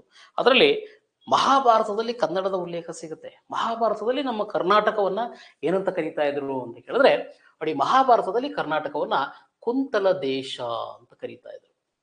ಕುಂತಲ Desha in the Mahabharata. Okay, they called Karnataka as a Kuntala Desha. ಅವರು ಕರ್ನಾಟಕ ಅಂತ ಕರಿತಿರ್ಲಿಲ್ಲ, ಕುಂತಲ ದೇಶ ಅಂತ ಕರೆಯೋರು. ಕುಂತಲ ದೇಶ ಅಂದ್ರೆ ಈಗಿನ ನಮ್ಮ ಕರ್ನಾಟಕ ಮತ್ತು ತೆಲಂಗಾಣ ಭೂಮಿ, ತೆಲಂಗಾಣ ನಮ್ಮ ಕರ್ನಾಟಕ ಎಲ್ಲವೂ ಕೂಡ ಅವಾಗ ಸೊ ಕುಂತಲ ದೇಶ ಅಂತ ಪ್ರಸಿದ್ಧಿ. ಕುಂತಲ ದೇಶವನ್ನ ನೀವು ಬೇಕಾದ್ರೆ ಓದಿರ್ಬೋದು, ಇತಿಹಾಸದಲ್ಲಿ ಸಿಂಧೂ ನಾಗರಿಕತೆ ಕಾಲದಲ್ಲಿ ಕುಂತಲ ದೇಶದ ಉಲ್ಲೇಖ ಸಿಗುತ್ತೆ. ಸಿಂಧೂ ನಾಗರಿಕತೆ ಜನರು ಓಕೆ ಚಿನ್ನ ಬೆಳ್ಳಿಯನ್ನ ಓಕೆ ಏನೋ ಪ್ರಿಷಿಯಸ್ ಏನೋ ಮೆಟಲ್ಸ್ ಅಂತ ಕರಿತೀವಿ, ಚಿನ್ನ ಬೆಳ್ಳಿಯನ್ನ ಕುಂತಲ ದೇಶದಿಂದ ಆಮದು ಮಾಡಿಕೊಳ್ಳುತ್ತಿದ್ದರು ಅಂತೇಳಿ ನಮ್ಗೆ ಇತಿಹಾಸದಲ್ಲಿ ಉಲ್ಲೇಖ ಸಿಗುತ್ತೆ. ಅಂದ್ರೆ ಅಷ್ಟು ಪ್ರಸಿದ್ಧಿ ಎಲ್ಲಿ ಸೊ ನಮ್ಮ ಸಿಂಧೂ ನಾಗರಿಕತೆ ಕಾಲದಲ್ಲಿ. ಸಿಂಧೂ ಓಕೆ ಹರಪ್ಪ, ಸೊ ಸಿಂಧೂ ನಾಗರಿಕತೆಯಲ್ಲಿ ಅಲ್ಲಿನ ಜನ ನಮ್ಮ ಕುಂತಲ ದೇಶದಿಂದ ಚಿನ್ನವನ್ನ ಬೆಳ್ಳಿಯನ್ನ ಆಮದು ಮಾಡಿಕೊಳ್ಳುತ್ತಿದ್ದರು ಅಂತೇಳಿ ಉಲ್ಲೇಖ ಸಿಗುತ್ತೆ. ಅಂದ್ರೆ ಅಷ್ಟು ಪ್ರಸಿದ್ಧಿ, ಅಷ್ಟು ರಿಚೆಸ್ಟ್ ಲ್ಯಾಂಡ್ ಅಂತ. ಓಕೆನಾ. ಮಹಾಭಾರತದಲ್ಲಿ ಕರ್ನಾಟಕವನ್ನು ಏನಂತ ಕರೀತಾರೆ? ಕುಂತಲ ದೇಶ ಅಂತ ಕರೀತಾರೆ. Okay right. ಹಾಗೆ ಅದೇ ಮಹಾಭಾರತದಲ್ಲಿ ಸೊ ಬನವಾಸಿ ನಾವೆಲ್ಲ ಕೇಳಿರ್ತೀವಿ. ಬನವಾಸಿ ಎಲ್ಲಿದೆ? Where it is? ಬನವಾಸಿ ಕದಂಬರ ರಾಜಧಾನಿ ಅಂತ. ಈಗ ಅದು ಈಗ ಎಲ್ಲಿದೆ? Presently where it is? In which district ಕೇಳ್ತಾನೆ. ಬನವಾಸಿ ಉತ್ತರ ಕನ್ನಡ. ಉತ್ತರ ಕನ್ನಡದಲ್ಲಿದೆ ಬನವಾಸಿ. ಇಲ್ಲ ಉತ್ತರ ಕನ್ನಡ. ಓಕೆ ಉತ್ತರ ಕನ್ನಡದಲ್ಲಿ ಸಿಗುತ್ತೆ ಬನವಾಸಿ ಅನ್ನುವಂಥದ್ದು. ಏನಕ್ಕೆ ಪ್ರಸಿದ್ಧಿ ಅಂದ್ರೆ ಇದು ನೋಡಿ, ನಮ್ಮ ಭಾರತದಲ್ಲೇ ಅತ್ಯಂತ ಪ್ರಾಚೀನ ನಗರ. Is a one of the ancient city, ಪ್ರಾಚೀನ ನಗರ. ಓಕೆ ಬನವಾಸಿ ಅನ್ನೋದು ಅಷ್ಟು ಪ್ರಸಿದ್ಧವಾದ ಹಳೆಯ ನಗರ ಭಾರತದಲ್ಲೇ ಬನವಾಸಿ. ಓಕೆ ಹಾಗಾಗಿ ಬನವಾಸಿಯನ್ನ ಮಹಾಭಾರತದಲ್ಲಿ ಉಲ್ಲೇಖ ಮಾಡ್ತಾರೆ. ಏನಂತ ಉಲ್ಲೇಖ ಮಾಡ್ತಾರೆ ಅಂದ್ರೆ ಆ ನಗರವನ್ನ ಮಹಾಭಾರತದಲ್ಲಿ ವೈಜಯಂತಿಪುರ ನೋಡಿ, ವೈಜಯಂತಿಪುರ ಅಥವಾ ವನವಾಸಿಕ ಅಂತ ಕರೀತಾರೆ. ಇದು ಸೊ ಬನವಾಸಿಯ ಮಹಾಭಾರತದ ಉಲ್ಲೇಖ. ಮಹಾಭಾರತದಲ್ಲಿ ಬನವಾಸಿಯನ್ನ ಏನಂತ ಉಲ್ಲೇಖ ಮಾಡ್ತಾರೆ ಅಂದ್ರೆ ವೈಜಯಂತಿಪುರಂ ಅಥವಾ ವನವಾಸಿಕ ಅಂತೇಳಿ ಕರೀತಾರೆ. ನೋಡಿ ಅಲ್ಲಿಗೆ ಬನವಾಸಿ ಅನ್ನೋದು ಮಹಾಭಾರತದಲ್ಲೂ ಕೂಡ ಪ್ರಸಿದ್ಧಿ ಒಂದು ಹೊಂದಿದಂತಹ ನಗರ ಪ್ರದೇಶ. ಓಕೆನಾ. So that's very important. ಇನ್ನ ಅದೇ ಬನವಾಸಿ ಅಂತ ತಗೊಂಡಾಗ ಅದೇ ಬನವಾಸಿಯನ್ನ ಸೊ ಆಗ ನಮ್ಮ ಪ್ರಾಚೀನ ಕಾಲದಲ್ಲಿ especially in the ancient period, Greeks and Romans period ಅಲ್ಲಿ ಓಕೆ ರೋಮನ್ ಒಬ್ಬ ತತ್ವಜ್ಞಾನಿ, is a scholar. Okay Ptolemy ಅಂತ ಕರಿತೀವಿ, ನೀವು ಓದಿರ್ತೀರಿ ಈತನ ಹೆಸರು ಟಾಲಮಿ ಅಂತೇಳಿ. ಈಸ್ ಎ ವಂಡರ್ಫುಲ್ ಜಿಯೋಗ್ರಫರ್, ಭೂಗೋಳಶಾಸ್ತ್ರಜ್ಞ, ಅಸ್ಟ್ರಾಲಜಿಸ್ಟ್. ಓಕೆ ನೋಡಿ ನಮ್ಮ ಟಾಲಮಿ ಏನಕ್ಕೆ ಇಂಪಾರ್ಟೆಂಟ್ ಅಂದ್ರೆ ನಿಮಗೆಲ್ಲ ಗೊತ್ತಿರಲಿ, Ptolemy he gave a wonderful theory about geocentric theory. ನೀವೆಲ್ಲ ಕೇಳಿರ್ತೀರಿ. ಭೂಕೇಂದ್ರ ಸಿದ್ಧಾಂತ ಅಂದ್ರೆ ಭೂಮಿ ಸ್ಥಿರವಾಗಿದೆ, ಅದರ ಸುತ್ತ ಎಲ್ಲ ಗ್ರಹ ಕಾಯಗಳು ಚಲಿಸುತ್ತವೆ ಅಂತ ಹೇಳ್ತಾರೆ, ಜಿಯೋಸೆಂಟ್ರಿಕ್ ಥಿಯರಿ. ಬಟ್ ಅದು ಸುಳ್ಳು. ಬಟ್ ಆದ್ರೆ ಆ ಕಾಲಘಟ್ಟದಲ್ಲಿ ಅದು ಸುಪ್ರೀಂ ಆಗಿತ್ತು. ಕರೆಕ್ಟ್. ಯಾಕಂದ್ರೆ ಇವಾಗ ನಾವು ನಿಂತು ನೋಡಿದ್ರೆ ಬೆಳಗ್ಗೆ ಸೂರ್ಯ ಉದಯಿಸ್ತಾನೆ, ಬರ್ತಾನೆ ಹೋಗ್ತಾನೆ, ರಾತ್ರಿ ಚಂದ್ರ ಬರ್ತಾನೆ ಹೋಗ್ತಾನೆ. It means earth is stagnant, other heavenly bodies are revolving around the earth ಅಂತ. ಆ ರೀತಿ ಆತ ಒಂದು ಸಿದ್ಧಾಂತವನ್ನು ಕೊಡ್ತಾನೆ. ಬಟ್ ಅದು ಸುಳ್ಳು. ಓಕೆ ಅಲ್ವಾ? ಭೂಮಿ ಸ್ಥಿರವಾಗಿಲ್ಲ, ಭೂಮಿ ಸೂರ್ಯನ ಸುತ್ತ ಸುತ್ತುತ್ತೆ, ಸೂರ್ಯ ಭೂಮಿ ಸುತ್ತ ಸುತ್ತಾ ಇಲ್ಲ. ಅದನ್ನ ಹಿಲಿಯೋಸೆಂಟ್ರಿಕ್ ಥಿಯರಿ ಅಂತ ಕರಿತೀವಿ, ಸೂರ್ಯ ಕೇಂದ್ರ ಸಿದ್ಧಾಂತ. ಯಾರು ಕೊಟ್ಟಿದ್ದು? ಕರೆಕ್ಟ್, ನಿಕೋಲಸ್ ಕೋಪರ್ನಿಕಸ್ ಸೂರ್ಯ ಕೇಂದ್ರ ಸಿದ್ಧಾಂತವನ್ನು ನೀಡ್ತಾರೆ ಅಲ್ವಾ? ಹಾಗಾಗಿ ಸೊ ಟಾಲಮಿ ಅಂತ ಬಂದಾಗ ಭೂಕೇಂದ್ರ ಸಿದ್ಧಾಂತವನ್ನ ನೀಡಿದವನು ಪ್ರಪಂಚಕ್ಕೆ. ಓಕೆ, ಈತ ವಂಡರ್ಫುಲ್ ಕಾರ್ಟೋಗ್ರಫರ್ ಕೂಡ, ಒಳ್ಳೆ ನಕ್ಷೆಗಳನ್ನ ಬಿಡಿಸಿ ಪ್ರಪಂಚಕ್ಕೆ ಪರಿಚಯ ಮಾಡ್ತಾನೆ ಟಾಲಮಿ. ಓಕೆ, ಹಾಗಾಗಿ ಈ ಟಾಲಮಿ ನಮ್ಮ ಭಾರತಕ್ಕೆ ಬಂದಿರ್ತಾನೆ. He came to India in the ancient period. ಭಾರತಕ್ಕೆ ಬಂದು ಭಾರತದಲ್ಲಿ ಸುಮಾರು ಪ್ರಸಿದ್ಧ ನಗರಗಳನ್ನ ಆತ, ನಮ್ಮ ಉಜ್ಜಯಿನಿ ಆಗಿರ್ಬೋದು, ನಮ್ಮ ಬನವಾಸಿ ಆಗಿರ್ಬೋದು, ಪ್ರದೇಶಗಳನ್ನ ಆತ ಸೊ ವಿಸಿಟ್ ಮಾಡ್ತಾನೆ. ಆ ಸಂದರ್ಭದಲ್ಲಿ ಆತ ನಮ್ಮ ಬನವಾಸಿಗೆ ಬಂದಾಗ ಆತ ಬನವಾಸಿಯನ್ನ ನೋಡಿ, ಸೊ ಅದರ ವೈಭವನ ನೋಡಿ ಆತ ಅದನ್ನ ಸೊ ಬೈಜಾಂಟಿಯಂ ಅಂತ ಕರೀತಾನೆ. ನೋಡಿ, ಇದು ಎಕ್ಸಾಂಪಲ್ ಕ್ವಶನ್ ಆಗಿದೆ. ಬನವಾಸಿಯನ್ನ ಬೈಜಾಂಟಿಯಂ ಎಂದು ಕರೆದವನು ಯಾರು? Who called Banavasi is a Byzantium.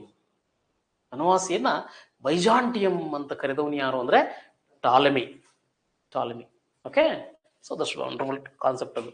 ಅಂದ್ರೆ ನಮಗೆ ಪ್ರಾಚೀನ ಕಾಲದಲ್ಲಿ ಸಿಗುತ್ತದೆ. ಹಾಗಿದ್ರೆ ಬೈಜಾಂಟಿಯಂ ಅಂತ ಯಾಕೆ ಕರೆದ? ಹಾಗಿದ್ರೆ ಬೈಜಾಂಟಿಯಂ ಅನ್ನೋದು ಏನು ನಮಗೆ ಗೊತ್ತಿರಬೇಕು ಅಲ್ವಾ? ನೋಡಿ, ಬೈಜಾಂಟಿಯಂ ಅನ್ನೋದು ಸೊ ಗ್ರೀಕರ ಅತಿ ದೊಡ್ಡ ಪ್ರಸಿದ್ಧ ನಗರ. Is a one of the biggest Greek city okay in the ancient period. Byzantium ಅಂದ್ರೆ ಸೊ ಪ್ರಾಚೀನ ಕಾಲದ ಗ್ರೀಕರ ಅತಿ ದೊಡ್ಡ ನಗರ, ಪ್ರಸಿದ್ಧ ನಗರ. Is a famous city and biggest city, Greek city, Byzantium city. Okay, Byzantium ನಗರ ಗ್ರೀಕರ ಕಾಲದ ಒಂದು ಪ್ರಸಿದ್ಧ ನಗರ. ಓಕೆ, ಹಾಗಿದ್ರೆ ಬೈಜಾಂಟಿಯಂ ನೋಡಿ, ಪ್ರಾಚೀನ ಕಾಲದಲ್ಲಿ ಅದನ್ನ ಬೈಜಾಂಟಿಯಂ ಅಂತ ಕರೀತಾ ಇದ್ರು. ನೀವು ಮಧ್ಯಯುಗಕ್ಕೆ ಬನ್ನಿ, ನೀವು ಇತಿಹಾಸ ಓದಿ, ಇಂದ ಮಿಡ್ವೆಲ್ ಪೀರಿಯಡ್ ಬನ್ನಿ, ಮಧ್ಯಯುಗಕ್ಕೆ ಬಂದ್ರೆ ಅದನ್ನ ಬೈಜಾಂಟಿಯಂ ಅಂತ ಕರೀತಿರ್ಲಿಲ್ಲ. ಮಧ್ಯಯುಗದಲ್ಲಿ ಇದನ್ನ ಕಾನ್ಸ್ಟಾಂಟಿನೋಪಲ್ ಅಂತ ಕರೀತಾ ಇದ್ರು.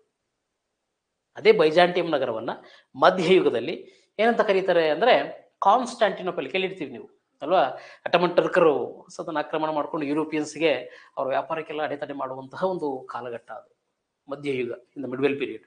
ಆಗ ಅದನ್ನ ಕಾನ್ಸ್ಟಾಂಟಿನೋಪಲ್ ಅಂತ ಕರೀತಾರೆ. ನೋಡಿ, ಸೊ ಅರ್ಥ ಆಗ್ತಿದ್ಯಾ? ಈಗ ಅದೇ ಬೈಜಾಂಟಿಯಂ ಅನ್ನ, ಅದೇ ಕಾನ್ಸ್ಟಾಂಟಿನೋಪಲ್ ಅನ್ನ ಈಗ ಬೇರೆ ಹೆಸರಿಂದ ಕರೀತಾ ಇದೀವಿ ಇನ್ ದ ಮಾಡರ್ನ್ ಪೀರಿಯಡ್. ಆಧುನಿಕ ಯುಗದಲ್ಲಿ ಇದರ ಹೆಸರೇನು ಅಂತ ಕೇಳ್ತಾರೆ.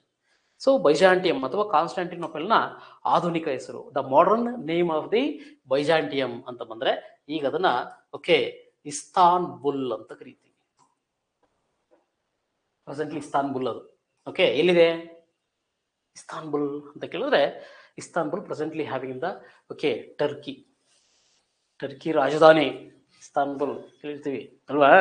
ನೋಡಿ, ಹಾಗಾಗಿ ಸೊ ಅಂತಹ ಪ್ರಸಿದ್ಧ ನಗರಕ್ಕೆ ನಮ್ಮ ಕರ್ನಾಟಕದ ಬನವಾಸಿಯನ್ನ ಹೋಲಿಕೆ ಮಾಡ್ತಾರೆ ಟಾಲಮಿಯವರು. ಓಕೆನಾ? ಹಾಗಾಗಿ ಸೊ ಕನ್ನಡದ ಭೂಮಿಗಳು ಸೊ ನಮಗೆ ಸೊ ಪ್ರಾಚೀನ ಕಾಲದಲ್ಲಿ ಸೊ ಉತ್ತಮವಾದ ಉಲ್ಲೇಖವನ್ನ ಹೊಂದಿರುವಂತಹ ಭೂಮಿಗಳು ಅನ್ನೋದಕ್ಕೆ ಒಂದು ಎವಿಡೆನ್ಸ್. ಕ್ಲಿಯರಾ? ನೆಕ್ಸ್ಟ್, ಅದೇ ಬನವಾಸಿಯನ್ನ ಓಕೆ ಬನವಾಸಿಯನ್ನ ವುಹಾನ್ ಸಾಂಗ್ ನಾವೆಲ್ಲ ಕೇಳ್ತೀವಿ. ಚೀನಿ ಪ್ರವಾಸಿಗ ಭಾರತಕ್ಕೆ ಬಂದಿರ್ತಾನೆ. ಸೊ ಭಾರತದಲ್ಲಿ ಸುಮಾರು ವರ್ಷಗಳು ಇರ್ತಾನೆ. ಇದ್ದು ನಮ್ಮ ಭಾರತದ ಬಗ್ಗೆ ಒಂದು ಪುಸ್ತಕ ಬರೀತಾನೆ, ಸಿಯುಕಿ ಅಂತೇಳಿ ಅಲ್ವಾ?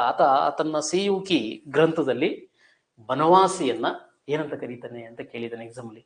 ಓಕೆ ನೋಡಿ, Hiuen Tsang he called Banavasi okay is a Konkanapura. ನೋಡಿ, ಬನವಾಸಿಯನ್ನ ಕೊಂಕಣಪುರ ಅಂತ ಕರೀತಾನೆ Hiuen Tsang. Okay, he called Banavasi is a ಕೊಂಕಣಪುರ.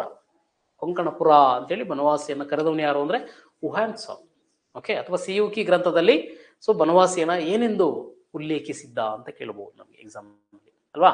So ಈ ಮೆನ್ಷನ್ಡ್ ಆಸ್ ಎ ಕೊಂಕಣಪುರ ಅಂತೇಳಿ. ಹಾಗಾಗಿ ಬನವಾಸಿ ಅನ್ನೋದು ಒಂದು ಪ್ರಸಿದ್ಧ ಓಕೆ ಸೊ ಭೂಭಾಗ ಅನ್ನೋದಕ್ಕೆ ನಮಗೆ ಒಂದಷ್ಟು ಬೆಸ್ಟ್ ಎವಿಡೆನ್ಸ್. Okay, clear? ಅಲ್ಲಿಗೆ ಹೀಗೆ ನಮ್ಮ ಕನ್ನಡದ ಉಲ್ಲೇಖ ಸೊ ನಮಗೆ ಪುರಾಣಗಳಲ್ಲೂ ಓಕೆ ಪ್ರಾಚೀನ ಗ್ರಂಥಗಳಲ್ಲೂ ಸಿಗುತ್ತೆ. ಹಾಗೆ ನಮ್ಮ ಭಾರತದಲ್ಲಿ ಸಿಕ್ಕಿರುವಂತಹ ಒಂದಷ್ಟು ಶಾಸನಗಳಲ್ಲೂ ಕೂಡ ಕನ್ನಡದ ಭೂಮಿಯ ಉಲ್ಲೇಖ ಇದೆ. ಅಂದ್ರೆ ನಮ್ಮ ಕರ್ನಾಟಕ ಅಲ್ಲ, ಬೇರೆ ಬೇರೆ ಶಾಸನಗಳಲ್ಲಿ ತಮಿಳುನಾಡು ಸೊ ಗುಜರಾತ್ ಹೀಗೆ ಸುಮಾರು ಬೇರೆ ಬೇರೆ ರಾಜ್ಯಗಳ ಶಾಸನಗಳಲ್ಲಿ ನಮ್ಮ ಕನ್ನಡದ ಉಲ್ಲೇಖ ಸಿಗುತ್ತೆ. ಎಕ್ಸಾಂಪಲ್ ಎಸ್ಪೆಷಲಿ ನಮಗೆ ಗೊತ್ತಿದೆ, ತಮಿಳುನಾಡು ಉತ್ತಮವಾದ ಓಕೆ ದೇವಾಲಯಗಳನ್ನ ಶಾಸನಗಳನ್ನ ಹೊಂದಿರುವಂತಹ ಭೂಮಿ. ಅಲ್ಲಿ ನಮ್ಮ ತಮಿಳುನಾಡಿನ ಸೊ ಪ್ರಾಚೀನ ಒಂದು ಗ್ರಂಥ ಓಕೆ ಹಾಗೂ ಪ್ರಮುಖವಾಗಿ ನಾವು ಓಕೆ ಏನಂತ ಅದನ್ನ ಶಿಲಪ್ಪದಿಗಾರಂ ಅಂತ ಕರಿತೀವಿ. ಅದು ತಮಿಳಿನ ಒಂದು ಗ್ರಂಥ. ಓಕೆ, ಆ ಗ್ರಂಥದಲ್ಲಿ ನಮ್ಮ ಕನ್ನಡದ ಉಲ್ಲೇಖ ನಮಗೆ ಸಿಗುತ್ತೆ. ಅಲ್ಲಿ ಅವರು ಕರ್ನಾಟಕ ಭೂಮಿಯನ್ನ ಕರುನಾಟ್ ಅಂತ ಮೆನ್ಷನ್ ಮಾಡ್ತಾರೆ. ಕರುನಾಟ್ ಅಂತೇಳಿ ಅಲ್ಲಿ ಉಲ್ಲೇಖ ಇರುತ್ತೆ. ಸೊ ತಮಿಳಿನ ಪ್ರಾಚೀನ ಗ್ರಂಥ ಶಿಲಪ್ಪದಿಗಾರಂನಲ್ಲಿ ಕನ್ನಡದ ಭೂಮಿಯನ್ನ ಕರುನಾಟ್, ಓಕೆ, ಕನ್ನಡ ಮಾತನಾಡುವ ಜನರನ್ನ ಕರುನಾಟಿಗರ್ ಅಂತ ಉಲ್ಲೇಖ ಮಾಡಿರ್ತಾರೆ. ಓಕೆ, ಕರುನಾಟಿಗರ್ means Kannada language speaking peoples ಅಂತ, ಕನ್ನಡ ಭಾಷೆ ಮಾತನಾಡುವ ಜನರನ್ನ ಕರುನಾಟಿಗರ್, ಓಕೆ, ಕರುನಾಟಿಗರ್ ಅಂತ ಉಲ್ಲೇಖ ಮಾಡ್ತಾರೆ. ಓಕೆ, ಸೊ ಹೀಗೆ ತಮಿಳಿನ ಒಂದು ಗ್ರಂಥಗಳಲ್ಲಿ ನಮಗೆ ಸಿಗುತ್ತೆ. ಹಾಗೆ ತಮಿಳಿನ ಜಯಕೊಂಡರ್ ಅನ್ನುವಂಥವ್ರು ಒಂದು ಸ್ಟಾಫ್ ಮೇಜರ್ ನಮಗೆ ಒಂದು ಯುದ್ಧ ಗ್ರಂಥವನ್ನು ಬರೀತಾರೆ. So is one of the war EPIC ಅಂತ ಕರಿತೀವಿ, ಯುದ್ಧ ಗ್ರಂಥ. ಅದನ್ನ ಕಳಿಂಗ ತುಪ್ಪರಣಿ ಅಂತ ನಾವು ಹೇಳಿರ್ತೀವಿ. So this wonderful. ಅದರಲ್ಲೂ ಕೂಡ ಕನ್ನಡದ ಭೂಮಿ ಕರುನಾಟಿಗರ್ ಅಂತೇಳಿ ಉಲ್ಲೇಖ ಆಗಿರುತ್ತೆ. So this wonderful.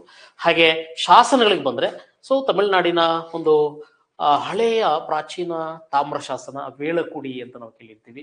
ತಮಿಳಿನ ಪ್ರಸಿದ್ಧ ತಾಮ್ರ ಶಾಸನ Velakudi, okay, is a copper inscription ಅಂತ ಕರಿತೀವಿ. ಆ ತಾಮ್ರ ಶಾಸನದಲ್ಲಿ ನಮ್ಮ ಕನ್ನಡವನ್ನ ಕರ್ನಾಟ ಅಂತೇಳಿ ಉಲ್ಲೇಖ ಮಾಡಿರ್ತಾರೆ. ಓಕೆ, ಕರ್ನಾಟ ಅಂತೇಳಿ ಅಲ್ಲಿ ಉಲ್ಲೇಖ ಸಿಗುತ್ತೆ. ಓಕೆ, ನೋಡಿ ಹೀಗೆ ಬೇರೆ ಬೇರೆ ಶಾಸನಗಳಲ್ಲಿ ಗ್ರಂಥಗಳಲ್ಲೂ ಕೂಡ ಕನ್ನಡದ ಭೂಮಿಯ ಉಲ್ಲೇಖ ಇರೋದು ನಮಗೆ ಒಂದಷ್ಟು ಎವಿಡೆನ್ಸ್ ಆಗಿ ಸಿಗುತ್ತೆ. ಕ್ಲಿಯರಾ? ತಮಿಳುನಾಡಿನ ಒಂದಷ್ಟು ಪುರಾವೆಗಳು. ಇನ್ನು ಅದೇ ರೀತಿ ನಮ್ಮ ನೃಪತುಂಗನ ಆಸ್ಥಾನದ ಕವಿ ಶ್ರೀ ವಿಜಯ, ಇವರ ಬಗ್ಗೆ ನೀವು ಕೇಳಿರ್ತೀರಿ, ಇತಿಹಾಸದಲ್ಲಿ ಬರ್ತಾರೆ. Okay, Shri Vijaya is a wonderful poet. ಅವರು ಬರೆದಿರುವಂತಹ ಕವಿರಾಜ ಮಾರ್ಗ ಗ್ರಂಥದಲ್ಲಿ, ಕವಿರಾಜ ಮಾರ್ಗದಲ್ಲಿ ಕನ್ನಡದ ಉಲ್ಲೇಖ ಸಿಗುತ್ತೆ. ಕವಿರಾಜ ಮಾರ್ಗದಲ್ಲಿ ಕರ್ನಾಟಕ ಭೂಮಿ ಅಥವಾ ಕರ್ನಾಟಕ ದೇಶ ಉಲ್ಲೇಖ ಆಗುತ್ತೆ. ಎಲ್ಲಿಂದ ಅಂದ್ರೆ ನೋಡಿ, ಗೋದಾವರಿಯಿಂದ ಓಕೆ ದಕ್ಷಿಣದ ಕಾವೇರಿಯವರೆಗೆ, from Godavari to Kaveri, okay, having land he mentioned as a Karnataka ದೇಶ. ಗೋದಾವರಿಯಿಂದ ಕಾವೇರಿಯವರೆಗಿನ ಭೂಮಿಯನ್ನ ಶ್ರೀ ವಿಜಯ ಕರ್ನಾಟಕ ದೇಶ ಅಂತ ಮೆನ್ಷನ್ ಮಾಡ್ತಾರೆ. ಹಾಗಾಗಿ ನಮಗೆ ಕವಿರಾಜ ಮಾರ್ಗದಲ್ಲೂ ಕೂಡ ಕನ್ನಡದ ಕರ್ನಾಟ ಪದ ಉಲ್ಲೇಖ ನಮಗೆ ಸಿಗುತ್ತೆ ಅನ್ನೋದಕ್ಕೆ ಒಂದು evidence friend. Okay, that's wonderful. Okay, right. Next, ಇನ್ನ ಗುಜರಾತಿನ ಶಾಸನಗಳಿಗೆ ಬಂದ್ರೆ, ಗುಜರಾತಿನ ಶಾಸನಗಳಲ್ಲಿ ನಮ್ಮ ಕರ್ನಾಟಕದ ಕರಾವಳಿಯನ್ನ ಕಾವಡಿ ತೀರ ಅಂತ ಮೆನ್ಷನ್ ಮಾಡ್ತಾರೆ. ಕಾವಡಿ ಕೋಸ್ಟ್ ಅಂತ ಇಂಗ್ಲಿಷಲ್ಲಿ ಕರಿತೀವಿ, ಕನ್ನಡದಲ್ಲಿ ಕಾವಡಿ ತೀರ. ಗುಜರಾತಿನ ಶಾಸನಗಳಲ್ಲಿ ಇಂದ Gujarat, okay, inscriptions our Karnataka coast they mentioned as a okay Kavadi coast, Kavadi ತೀರ ಅಂತೇಳಿ ಉಲ್ಲೇಖ ಆಗಿರುತ್ತೆ. ಅಂದ್ರೆ ಕರ್ನಾಟಕದ ಕರಾವಳಿಯ ಒಂದು ಪದದ ಉಲ್ಲೇಖ ಗುಜರಾತಿನ ಶಾಸನಗಳಲ್ಲೂ ಕೂಡ ನಮಗೆ ಸಿಗುತ್ತೆ ಅನ್ನೋದಕ್ಕೆ ಒಂದು ಎವಿಡೆನ್ಸ್. ಹಾಗೆ ಇನ್ನ ಅದೇ ಕರ್ನಾಟಕದ ಕರಾವಳಿಯನ್ನ ಓಕೆ ಪೋರ್ಚುಗೀಸರು, ಓಕೆ, ಕರ್ನಾಟಕದ ಕರಾವಳಿಯನ್ನ ಪೋರ್ಚುಗೀಸರು ಏನಂತ ಕರೀತಾರೆ ಅಂತ ಕೇಳಿದ್ರೆ, ಅವರು ಅದನ್ನ ಕೆನರೀಸ್ ಅಂತ ಕರೀತಾರೆ. ಕರ್ನಾಟಕದ ಕರಾವಳಿಯನ್ನ ಪೋರ್ಚುಗೀಸರು ಏನಂತ ಕರೀತಾರೆ? ಕೆನರೀಸ್ ಅಂತ ಕರೀತಾರೆ. ಓಕೆ, ಕೆನರೀಸ್ ಅಥವಾ ಕೆನರಾ ತೀರ, ಕೆನರೀಸ್ ನೋಡಿ, ಇದು ಎಕ್ಸಾಂಪಲ್ ಸುಮಾರು ಸರಿ ಕ್ವಶನ್ ಆಗಿದೆ. ಕರ್ನಾಟಕದ ಕರಾವಳಿಯನ್ನ ಕೆನರಾ ತೀರ ಅಥವಾ ಕೆನರೀಸ್ ಎಂದು ಕರೆದವರು ಯಾರು ಅಂತ ಕೇಳಿದಾನೆ. ಯಾರು? ಪೋರ್ಚುಗೀಸರು. Portuguese they called. ನಮ್ಮ ಕರ್ನಾಟಕವನ್ನು ಸುಮಾರು 1859ರವರೆಗೂ ಓಕೆ ಕರ್ನಾಟಕದ ಕರಾವಳಿಯನ್ನ ಕೆನರಾ ಅಂತಾನೆ ಕರೀತಾ ಇದ್ರು. ಓಕೆ, ಆಫ್ ಮೇಜರ್ ನಾಟ್ 1950, 1850, 1973, 1973ರವರೆಗೂ ನಾವು 1973ರಲ್ಲಿ ಅಷ್ಟೇ ಅದನ್ನ ಉತ್ತರ ಕನ್ನಡ, ದಕ್ಷಿಣ ಕನ್ನಡ ಅಂತ ನಾಮಕರಣ ಮಾಡ್ಕೊಳ್ತೀವಿ. ಅದಕ್ಕೆ ಮುಂಚೆ ಅದನ್ನ ಉತ್ತರ ಕೆನರಾ, ದಕ್ಷಿಣ ಕೆನರಾ, ನಾರ್ತ್ ಕೆನರಾ, ಸೌತ್ ಕೆನರಾ ಅಂತಾನೆ ಕರೀತಾ ಇದ್ವಿ. ಓಕೆ, ಹಾಗಾಗಿ ಅದನ್ನ ಕೆನರಾ ಅಂತೇಳಿ ಪರಿಚಯ ಮಾಡಿದ್ರು. ಹಾಗಾಗಿ ಕೆನರಾ ಬ್ಯಾಂಕ್ ಈಗಲೂ ನಾವು ಬಳಕೆ ಮಾಡ್ತಾ ಇದೀವಿ. ಕೆನರಾ ಬ್ಯಾಂಕ್ ಇದೆ, it is developed in the coast, ಕರಾವಳಿ ಭಾಗದಲ್ಲಿ ಅಭಿವೃದ್ಧಿಗೊಂಡಂತ ಒಂದು ಬ್ಯಾಂಕ್ ಅದು.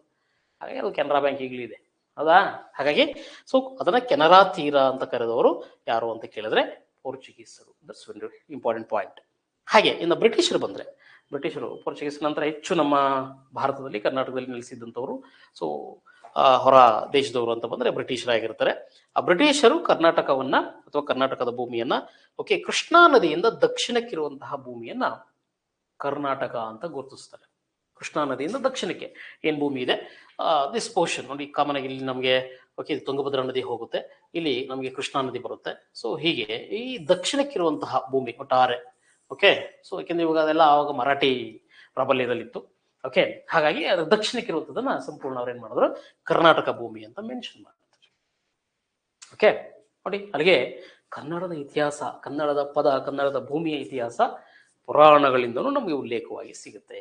ಸೊ ಅವುಗಳನ್ನ ನಮಗೆ ಎಕ್ಸಾಮ್ಸ್ ಅಲ್ಲಿ ಹೆಂಗ್ ಕೇಳ್ತಾನೆ, ಏನೇನು ಕೇಳ್ತಾನೆ ಅನ್ನೋದು ಅಷ್ಟು ಬೇಸಿಕ್ ಪಾಯಿಂಟ್ಸ್ಗಳು ನೀವು ಗೊತ್ತಿರ್ಬೇಕು ನಮಗೆ. ಓಕೆ, ಸೊ ನಡುವೆಲ್ಲ ಇವೆಲ್ಲವೂ ನಮಗೆ ತುಂಬಾ ವೆರಿ ಇಂಪಾರ್ಟೆಂಟ್ ಪಾಯಿಂಟ್ಸ್. ಕರ್ನಾಟ ಪದ, ಸ್ಫೋಟಕಚಲ ಪದ, ಓಕೆ, ಸೊ ಬೈಜಾಂಟಿಯಂ ಅನ್ನುವಂಥ ಪದ, ಹಾಗೆ ವೈಜಯಂತಿಪುರಂ, ವನವಾಸಿಕ ಅನ್ನುವಂಥ ಪದಗಳು ಇವೆಲ್ಲವೂ ನಮಗೆ ಎಕ್ಸಾಮ್ಸ್ ಅಲ್ಲಿ ಅಲ್ಲಲ್ಲಿ ಸೊ ಕ್ವಶನ್ಸ್ ಮಾಡ್ತಾ ಇರ್ತಾನೆ. ಒಂದಷ್ಟು ಐಡಿಯಾ ಇದ್ರೆ ನಾವು ಆನ್ಸರ್ ಮಾಡೋದಕ್ಕೆ ಸಾಧ್ಯ ಆಗುತ್ತೆ ಅಲ್ವಾ ಫ್ರೆಂಡ್? ಓಕೆ, ಅರ್ಥ ಆಗಿದೆ ಇದು ಕರ್ನಾಟಕದ ಐತಿಹಾಸಿಕ ಹಿನ್ನೆಲೆ ಅಂತ ಬಂದ್ರೆ ಇಷ್ಟು ವಿಚಾರ. ಸೊ ಇದಾದ್ಮೇಲೆ ಈಗ ನಮಗೆ ಬ್ರಿಟಿಷರ್ ಕಾಲ ಅಂತಾನೆ ತಗೊಳ್ಳಿ. ಬ್ರಿಟಿಷರ್ ಕಾಲದಲ್ಲಿ ಕೃಷ್ಣಾ ನದಿಯಿಂದ ದಕ್ಷಿಣಕ್ಕೆ ಕರ್ನಾಟಕ, ಹಾಗಿದ್ರೆ ಉತ್ತರದಲ್ಲೇ ಕರ್ನಾಟಕ ಇಲ್ವಾ? ಇತ್ತ? ಓಕೆ, ನೋಡಿ ಸಾಮಾನ್ಯವಾಗಿ ಬ್ರಿಟಿಷರ್ ಕಾಲದಲ್ಲಿ ಕರ್ನಾಟಕದ ಭೂಮಿ ಏನಿದೆ, ಕರ್ನಾಟಕದ ಭೂಮಿ ಸುಮಾರು ಭಾಗಗಳಾಗಿ ಹಂಚು ಉಂಟಿತ್ತು.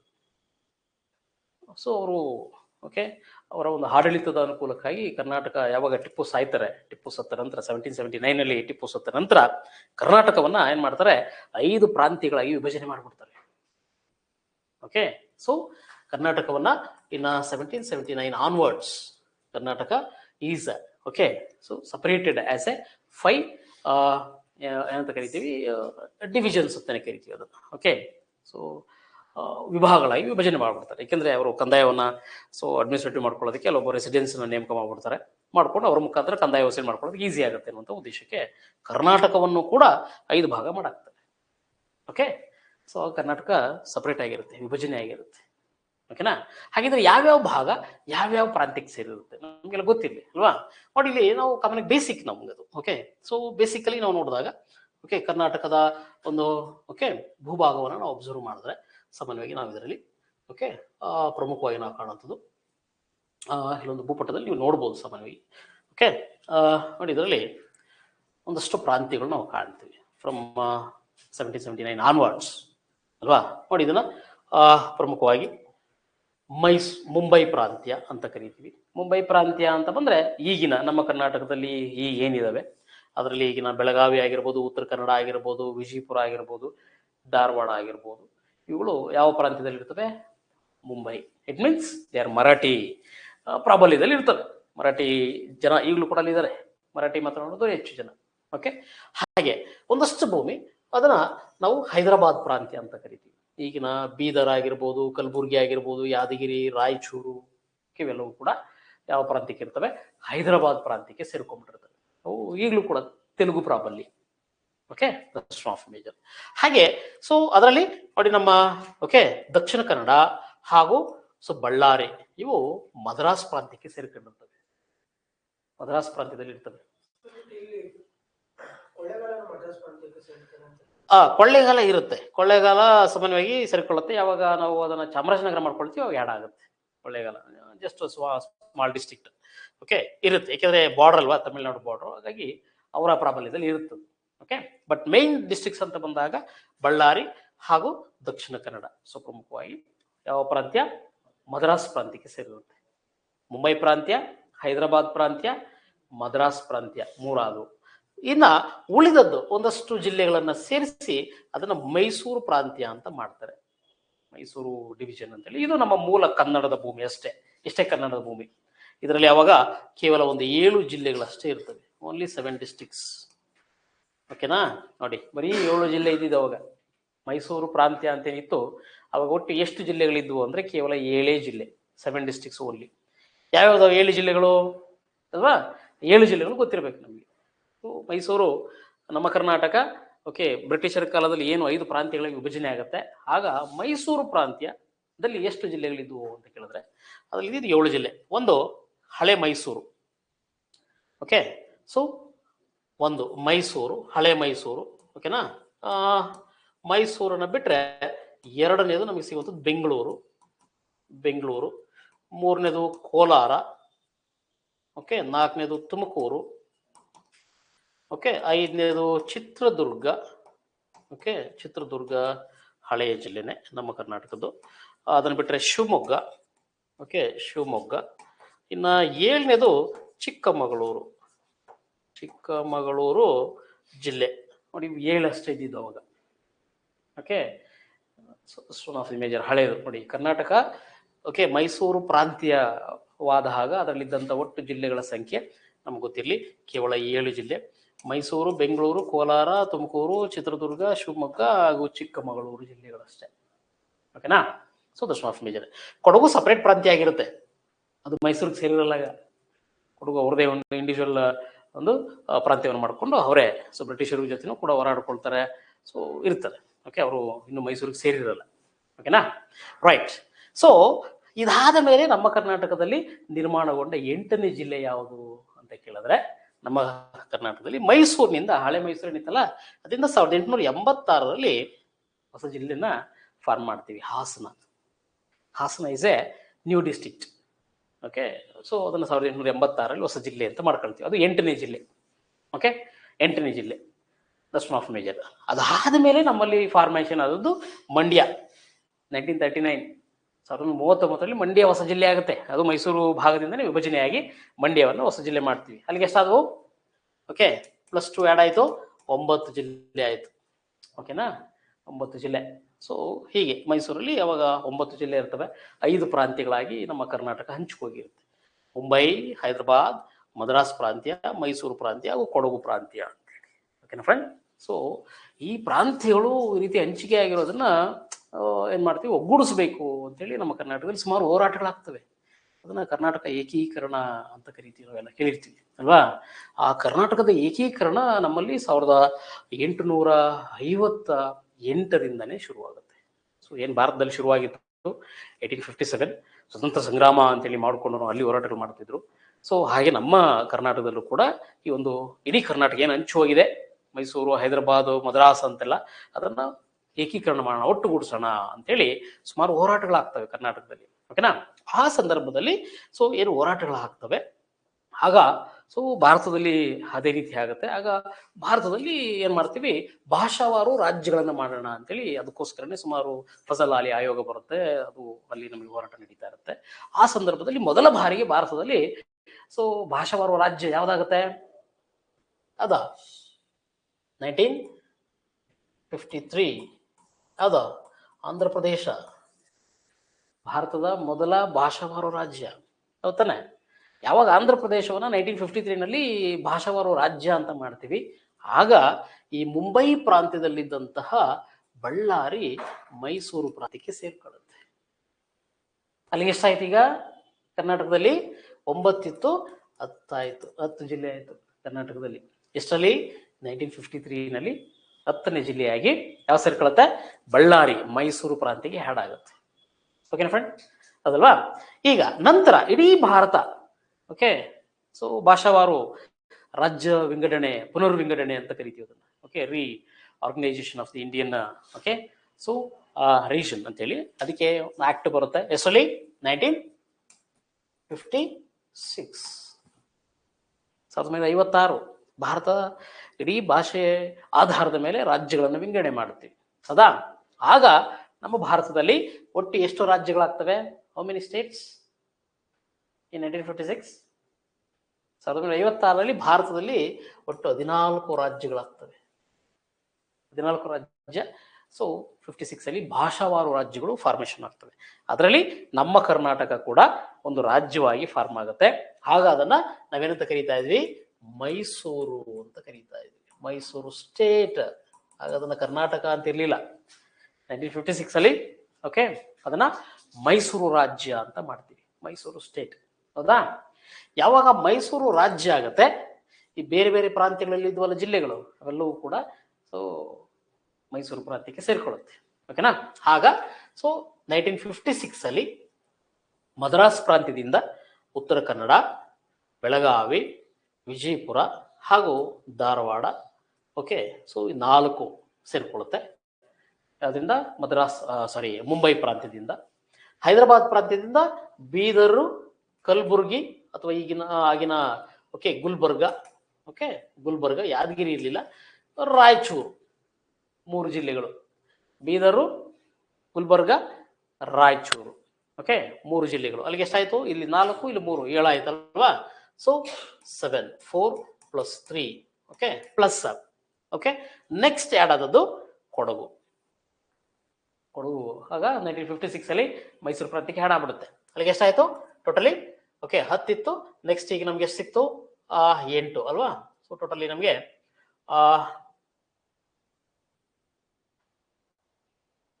ಕರೆಕ್ಟಾ? 7, 8, 9, 10. ಓಕೆ, 10 ಇಲ್ಲಿ 1, 4, 3, 7, 8, 18 ಆಯ್ತಾ?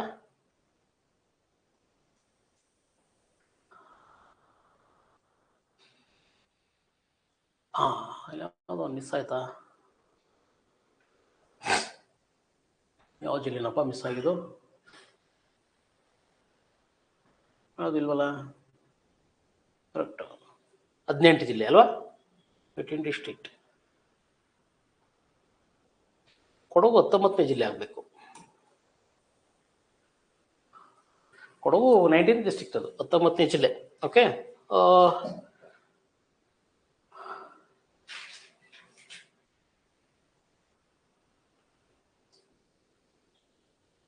ಹ್ಞೂ 1956 ಅಲ್ಲಿ ಟೋಟಲಿ ನಮಗೆ 19 ಜಿಲ್ಲೆಗಳು ಬರಬೇಕು.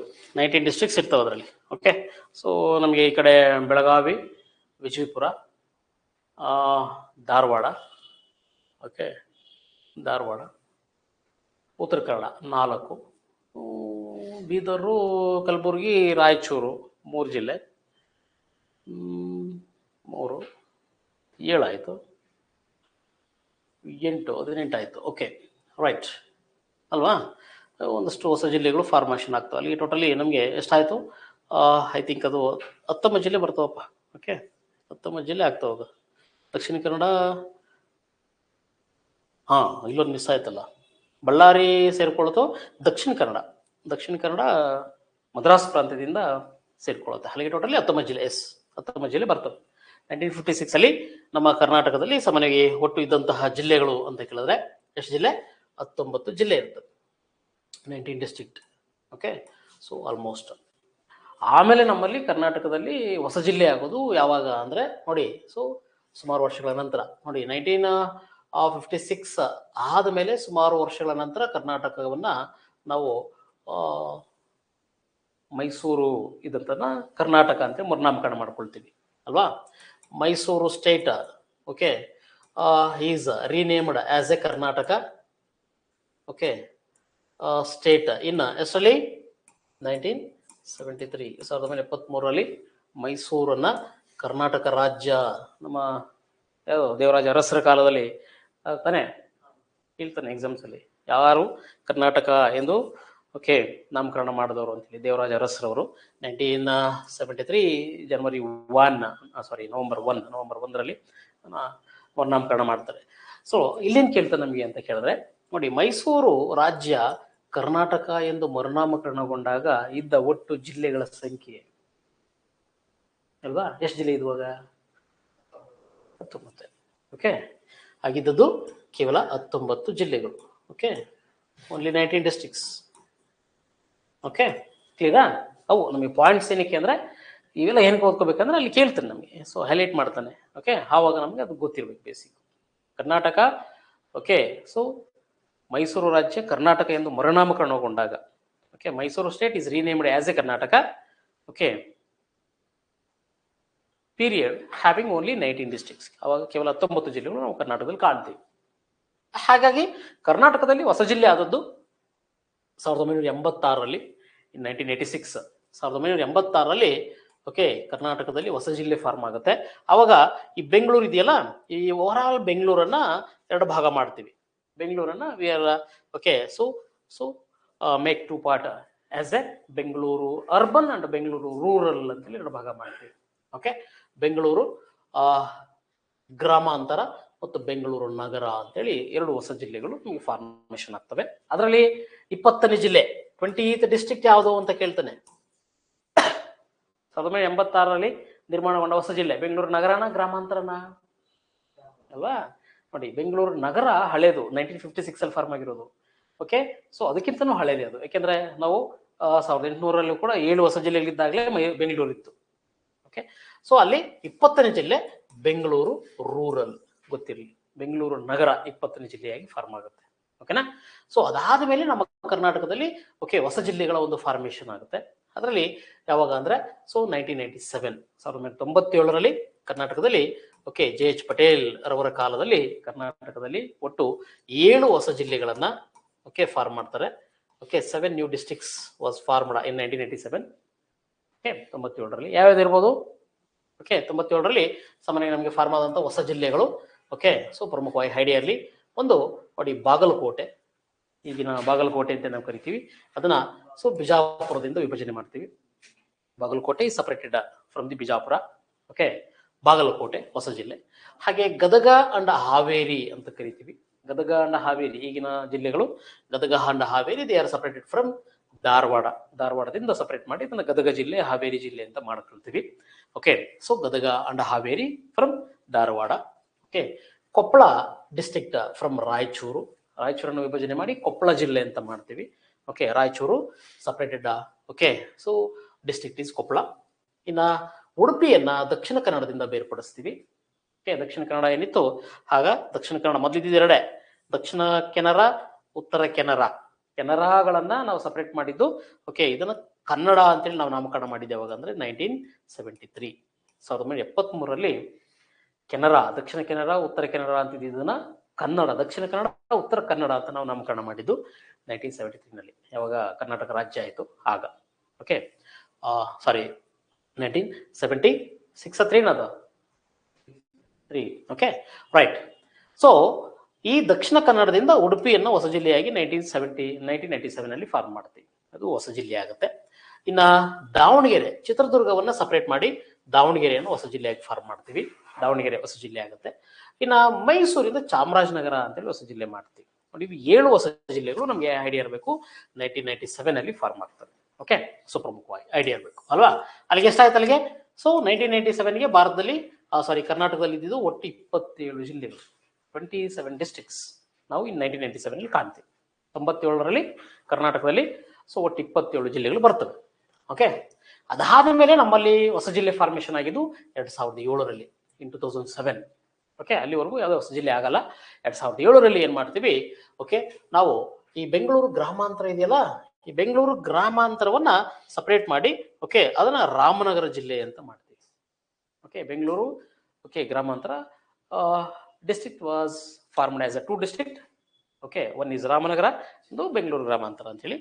ಸೊ ರಾಮನಗರ ಹೊಸ ಜಿಲ್ಲೆ ಆಗುತ್ತೆ. ಹಾಗೆ ಈ ಕೋಲಾರವನ್ನ ಸಪರೇಟ್ ಮಾಡಿ ಚಿಕ್ಕಬಳ್ಳಾಪುರ ಅಂತ ಜಿಲ್ಲೆ ಮಾಡ್ತೀವಿ. 2 ಹೊಸ ಜಿಲ್ಲೆಗಳಾಗ್ತವೆ. ಎಷ್ಟರಲ್ಲಿ? ನಮಗೆ 2007ನಲ್ಲಿ, 2007ರಲ್ಲಿ.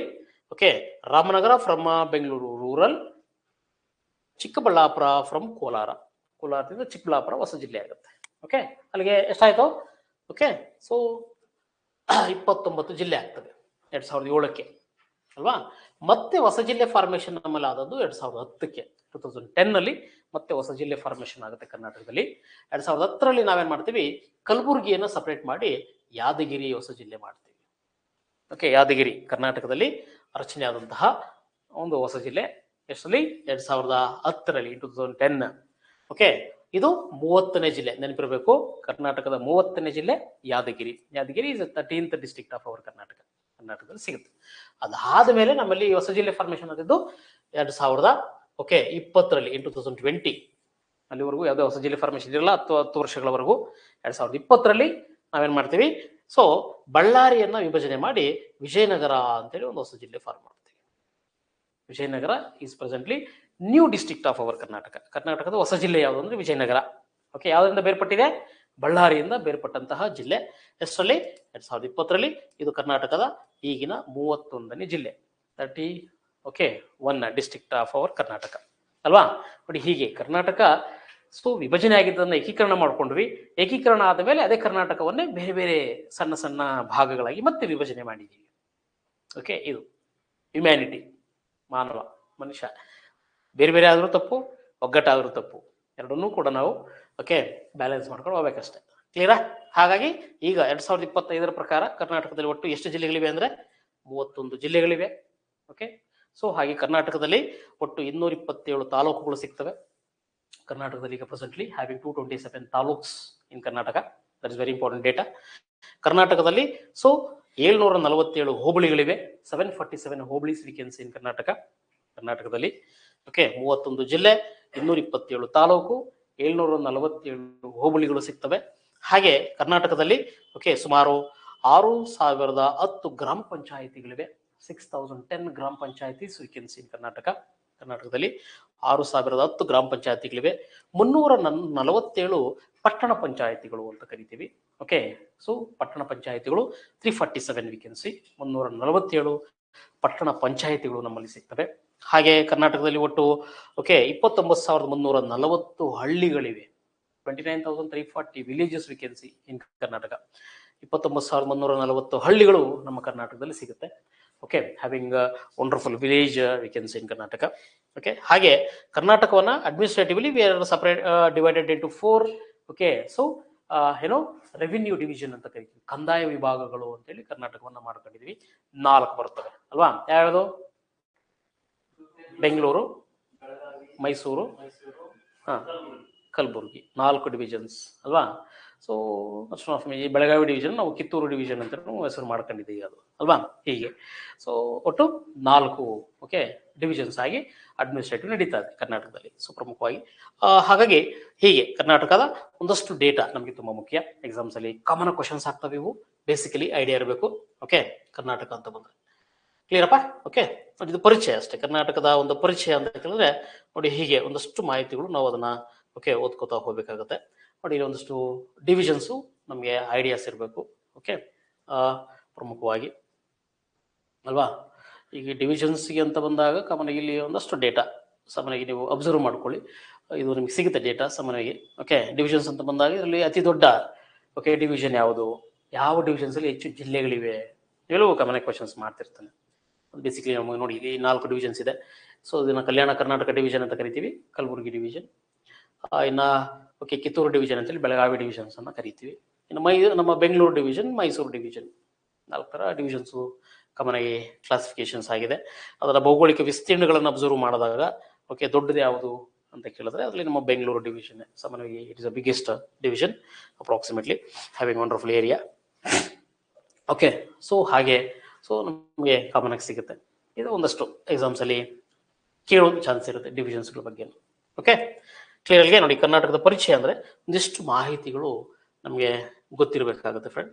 ಓಕೆ ಕರ್ನಾಟಕದ ಭೂಪಟ ಅಂತ ಬಂದಾಗ ಕ್ಲಿಯರಾ?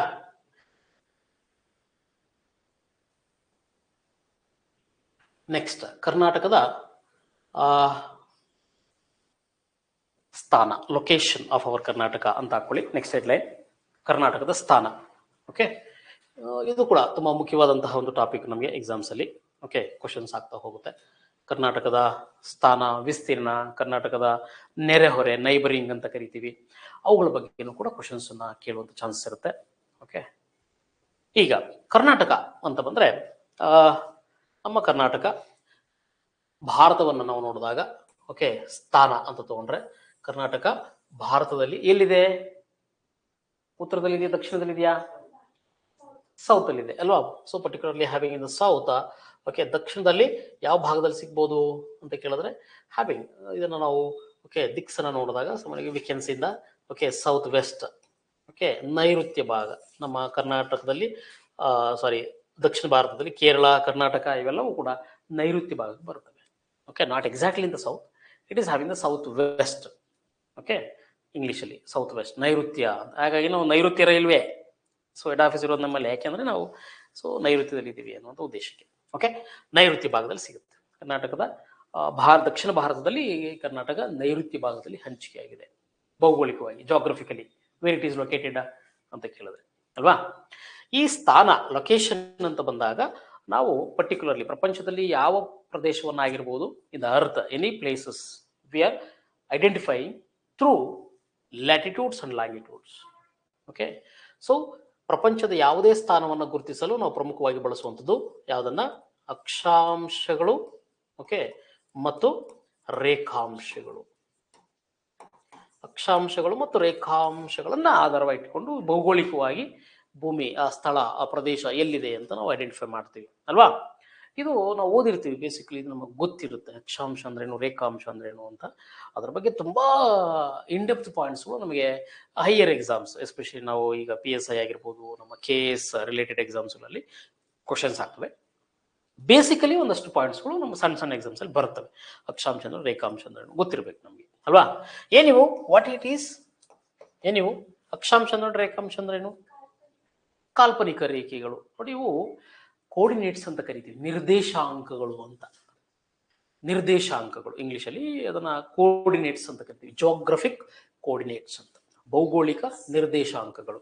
ಏನ್ ಮಾಡ್ತವೆ ಇವು ಅಂತ ಬಂದ್ರೆ, ಇವು ಪ್ರಪಂಚವನ್ನ, ಏನ್ ಭೂಮಿ ಇದೆ, ಅರ್ತ್ ಇದೆ, ಒಂದೇ ರೀತಿ ಇಲ್ಲ, ಅಪ್ಸ್ ಅಂಡ್ ಡೌನ್ಸ್ ಎಲ್ಲವನ್ನ ಹೊಂದಿದೆ. ಒಂದ್ ಕಡೆ ಫ್ಲಾಟ್ ಇರುತ್ತೆ, ಒಂದ್ ಕಡೆ ಪರ್ವತಗಳಿದಾವೆ, ಒಂದ್ ಕಡೆ ತಗ್ಗುಗಳಿದಾವೆ. ಹೀಗಿರುವಂತ ಭೂಮಿಯನ್ನ ನಮಗೆ ನೋಡೋದಕ್ಕೆ ಸಿಂಪಲ್ ಆಗಿ ಕಾಣುವಂತೆ ಮಾಡೋದಕ್ಕೆ ಇವುಗಳು ನಾವು ಬಳಕೆ ಮಾಡ್ಕೊಳ್ತೀವಿ. ಓಕೆ, ಆ ಲೊಕೇಶನ್ಸ್ ಅನ್ನು ತೋರಿಸೋದ್ರ ಮೂಲಕ, ಪರ್ವತ ಇದ್ರೂ ಕೂಡ ಒಂದೇ ಲೊಕೇಶನ್, ಆಳ ಇದ್ರೂ ಕೂಡ ಒಂದೇ ಲೊಕೇಶನ್ ಅಂತ ಐಡೆಂಟಿಫೈ ಆಗುತ್ತೆ ಅಲ್ವಾ. ಹಾಗಾಗಿ ಇಡೀ ಭೂಮಿಯನ್ನ ನಾವು ಸುಲಭವಾಗಿ ಅರ್ಥ ಮಾಡ್ಕೊಳ್ಳೋದಕ್ಕೆ, ಗುರುತಿಸ್ಕೊಳ್ಳೋದಕ್ಕೆ ಅಕ್ಷಾಂಶ ಮತ್ತು ರೇಖಾಂಶಗಳು ನಮಗೆ ತುಂಬಾ ಅತ್ಯವಶ್ಯಕ. ಇದನ್ನ ಪ್ರಪಂಚಕ್ಕೆ ಪರಿಚಯ ಮಾಡಿದವರು ಯಾರು? ಏನ್ idea? Who introduced latitudes and longitudes. ಈ ರೀತಿ ಕಾಲ್ಪನಿಕ ರೇಖೆಗಳನ್ನ ನಾವು ಮ್ಯಾಥಮೆಟಿಕಲಿ ಬಳಸ್ಕೊಂಡು ಅಲ್ವಾ, ಅವುಗಳನ್ನ ನಾವು ಯುಟಿಲೈಸ್ ಮಾಡಿಕೊಂಡು ಅದ್ರ ಮೂಲಕ ನಾವು ಪ್ರಪಂಚವನ್ನು ಅರ್ಥ ಮಾಡ್ಕೋಬಹುದು ಅನ್ನೋದನ್ನ ಪರಿಚಯಿಸಿದವರು ಯಾರು? ಈಗ ನಾವು ನೋಡಿ, ಅಕ್ಷಾಂಶ ರೇಖಾಂಶಗಳು ಇದನ್ನು ನಮಗೆ ಪರಿಚಯ ಮಾಡಿದ್ದು ಗ್ರೀಕರು. ಗ್ರೀಕ್ನಲ್ಲಿ ಎರಟಸ್ಥಾನೀಸ್ ಅಂತ ಕೇಳಿರ್ತೀರಿ ನೀವು ಅಲ್ವಾ. ಈಸ್ ಎ ಏನು ಫಾದರ್ ಆಫ್ ಜಿಯೋಗ್ರಫಿ, ಭೂಗೋಳಶಾಸ್ತ್ರದ ಪಿತಾಮಹ ಅಂತ ಕರಿತೀವಿ ಅವ್ರನ್ನ. Eratosthenes is a mathematician, wonderful mathematician ಆತ. ಸೊ ಭೂಗೋಳಶಾಸ್ತ್ರಕ್ಕೆ ಉತ್ತಮವಾದ ಮಾಹಿತಿಗಳನ್ನು ನೀಡುತ್ತಾನೆ. ಹಾಗಾಗಿ ಅವರನ್ನ ಫಾದರ್ ಆಫ್ ಜಿಯೋಗ್ರಫಿ ಅಂತ ಕರಿತೀವಿ, ಭೂಗೋಳಶಾಸ್ತ್ರದ ಪಿತಾಮಹ. ಅವರು ನಮಗೆ ಈ ಅಕ್ಷಾಂಶ ರೇಖಾಂಶಗಳ ಪರಿಕಲ್ಪನೆಯನ್ನು ನೀಡುತ್ತಾರೆ. The concept of latitudes and longitudes given by Eratosthenes is a Greek scholar, ಗ್ರೀಕ್ನ ತತ್ವಜ್ಞಾನಿ. ಓಕೆನಾ. ಆತನ ಕಾಲದಿಂದನೂ ಕೂಡ ಇವುಗಳ ಪರಿಚಯ ಇದೆ. ಈಗಲೂ ಕೂಡ ಓದ್ತಾ ಇದೀವಿ, ಈಗಲೂ ಕೂಡ ಅಡಾಪ್ಟ್ ಮಾಡ್ಕೊಂಡಿದೀವಿ. ಈಗಿನ ಏನ್ ನಾವು ಮಾಡರ್ನ್ ಪೀರಿಯಡ್ ಅಲ್ಲಿ ಇದೀವಿ, ಈಗಲೂ ಕೂಡ ಅಕ್ಷಾಂಶ ರೇಖಾಂಶಗಳು ತುಂಬಾ ಮುಖ್ಯ. ಎಕ್ಸಾಂಪಲ್, ಏನಕ್ಕೆ ಬೇಕು ನಮ್ಗೆ ಅಕ್ಷಾಂಶ ರೇಖಾಂಶಗಳು? ಇವಾಗ ಏನಕ್ಕೆ ಓದ್ಬೇಕಾದ್ ನಾವು ಅಲ್ವಾ? ಯಾಕೆ ಓದ್ಕೋಬೇಕು ನಾವು? ಟೈಮು ಮತ್ತೆ ಪ್ಲೇಸ್. ಓಕೆ ಅಲ್ವಾ.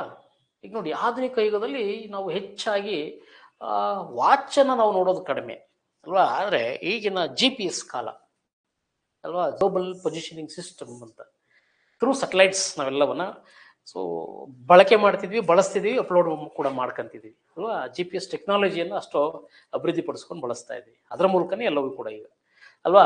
ಈಗ ನಾವು ಮೆಟ್ರೋ ಹತ್ತಿದ್ರೆ ನಮಗೆ ಪ್ರತಿ ನಿಲ್ದಾಣ ಅದು ಹೇಳುತ್ತೆ, ಅಲ್ಲಿ ಯಾರು ಇಲ್ಲ ಮೈಕ್ ಇಟ್ಕೊಂಡು, ಅದೇ ಆಟೋಮೆಟಿಕ್ಲಿ ಹೇಳುತ್ತೆ, ಸ್ಟಾಪ್ ಬರುತ್ತೆ, ನೆಕ್ಸ್ಟ್ ಸ್ಟಾಪ್ ಇಂಥದ್ದಿದೆ, ಹಿಂಗೆಲ್ಲ ಹೇಳುತ್ತೆ.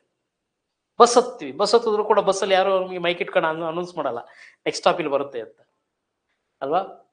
ಅದೆಲ್ಲವೂ ಕೂಡ ರನ್ನಿಂಗ್ ಥ್ರೂ GPS ಇನ್ಸ್ಟ್ರೂಮೆಂಟ್ನ ಮೂಲಕ ಅವು ರನ್ ಆಗ್ತವೆ. ಆ GPS ಯಾವುದ್ರ ಮೂಲಕ ರನ್ ಆಗುತ್ತೆ ಅಂತ ಕೇಳಿದ್ರೆ, GPS technology is running through satellites and latitudes and longitudes base. ಈಗ ಒಂದು ಪರ್ಟಿಕ್ಯುಲರ್ ಪ್ಲೇಸ್ ಅಲ್ಲಿ ಯಾವ ಅಕ್ಷಾಂಶ ರೇಖಾಂಶ ಇದೆ ಅನ್ನೋದನ್ನ ಅದು ಲೊಕೇಟ್ ಮಾಡಿಕೊಂಡು ಅದರ ಮೂಲಕ ಅದು ವರ್ಕ್ ಮಾಡುತ್ತೆ. ಹಾಗಾಗಿ ಈಗಿನ ಅಡ್ವಾನ್ಸ್ ಯುಗದಲ್ಲೂ ಕೂಡ ಅಕ್ಷಾಂಶ ರೇಖಾಂಶಗಳನ್ನು ನಾವು ಅಷ್ಟು ಪ್ರಮಾಣದಲ್ಲಿ ಬಳಸ್ತಾ ಇದ್ದೀವಿ, ಅಷ್ಟು ಬೇಕಿದೆ ನಮಗೆ ಅಲ್ವಾ. ಓಕೆ, ಹಾಗಾಗಿ ಅಕ್ಷಾಂಶ ರೇಖಾಂಶಗಳು ನಮಗೆ ತುಂಬಾ ಮುಖ್ಯ. ಓಕೆ, ಇದನ್ನ ನೀವು ಫಿಸಿಕಲ್ ಜಿಯೋಗ್ರಫಿ ಪಾಠ ಕೇಳುವಾಗ ಅಕ್ಷಾಂಶ ರೇಖಾಂಶಗಳ ಬಗ್ಗೆ ಇನ್ನೊಂದಷ್ಟು ಡೆಪ್ತ್ ಮಾಹಿತಿಗಳನ್ನ ಪಡ್ಕೊಳ್ಳಿ, ಕೂತ್ಕೊಂಡು ಓದಿ ನೀವು ಕೂಡ ಅದ್ರ ಬಗ್ಗೆ.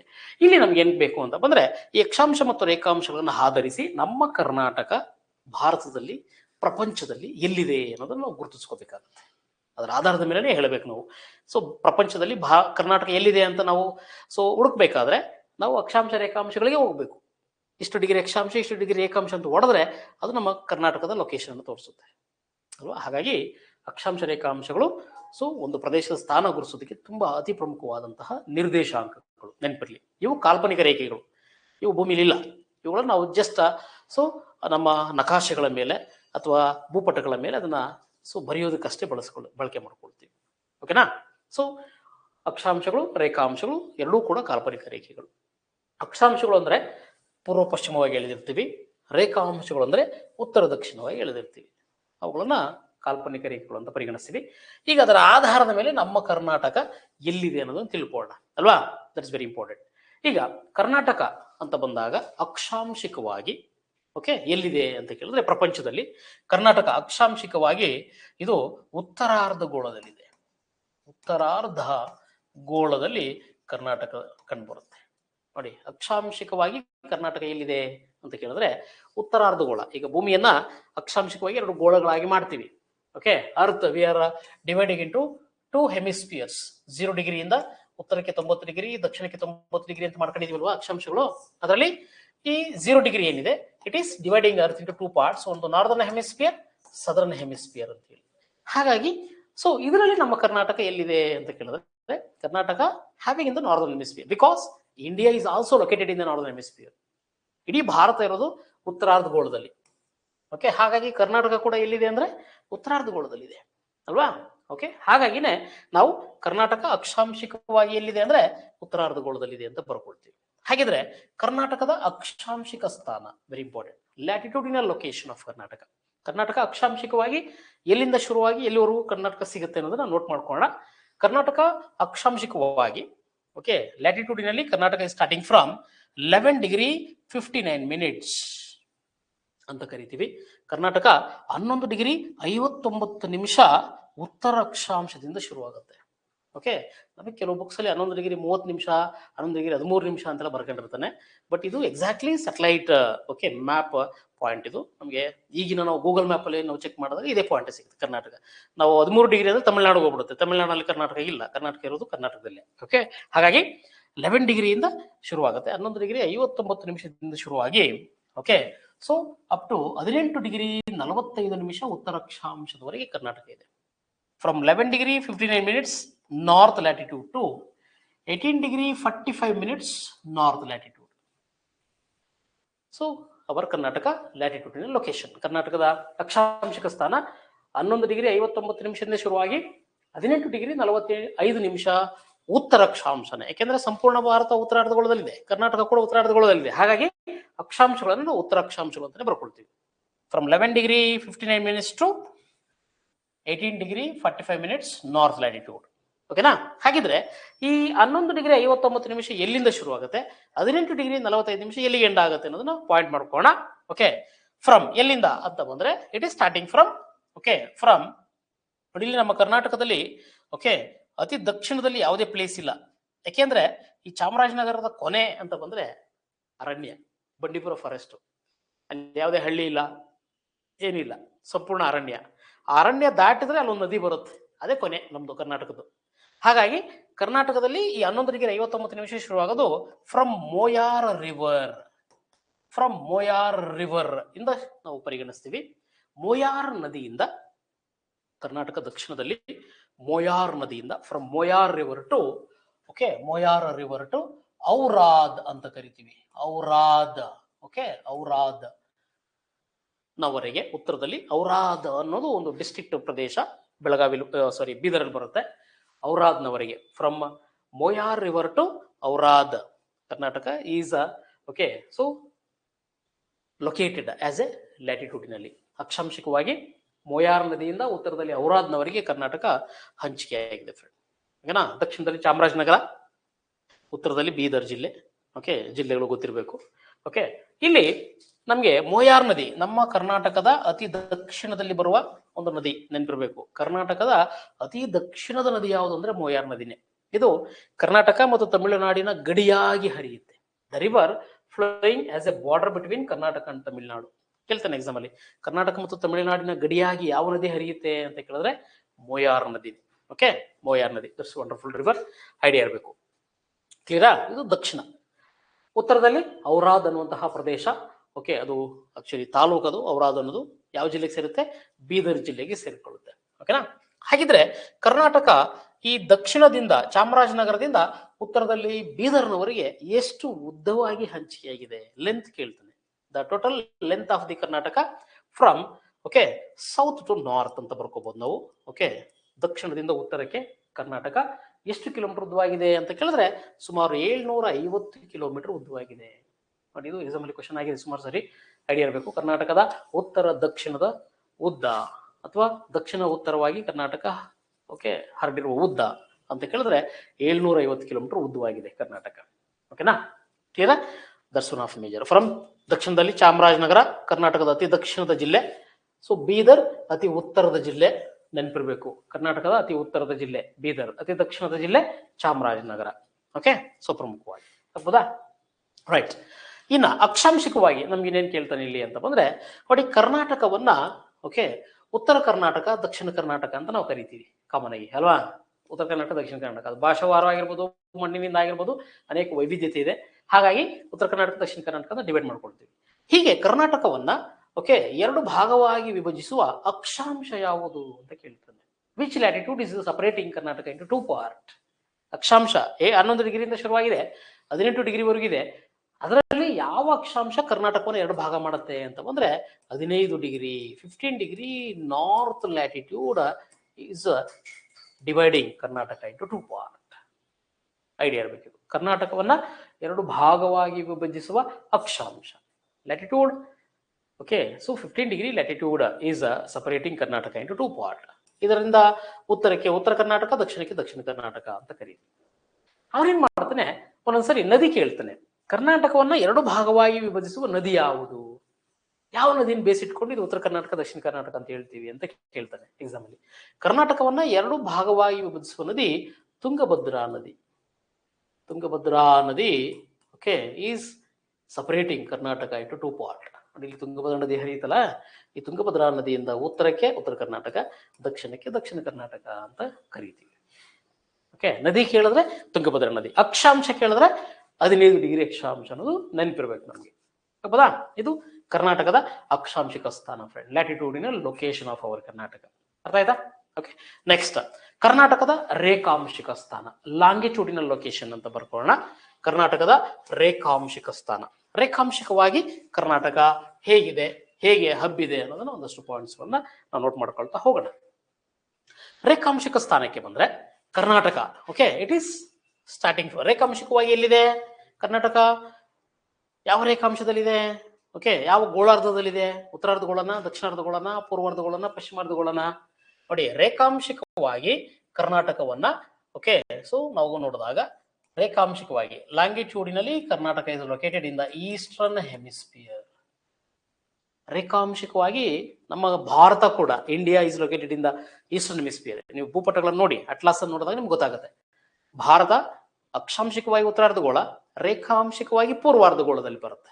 ಹಾಗೆ ಕರ್ನಾಟಕ ಕೂಡ ಅಕ್ಷಾಂಶಿಕವಾಗಿ ಉತ್ತರಾರ್ಧಗೋಳ, ರೇಖಾಂಶಿಕವಾಗಿ ಪೂರ್ವಾರ್ಧಗೋಳ, ಈಸ್ಟರ್ನ್ ಹೆಮಿಸ್ಫಿಯರ್ ಅಂತ ಕರಿತೀವಿ. ಕರ್ನಾಟಕ ಇಸ್ ಲೊಕೇಟೆಡ್ ಸೊ ಲಾಂಗಿಟ್ಯೂಡಿನಲ್ಲಿ it is located in the eastern hemisphere, ಪೂರ್ವಾರ್ಧಗೋಳದಲ್ಲಿ ಸಿಗುತ್ತೆ.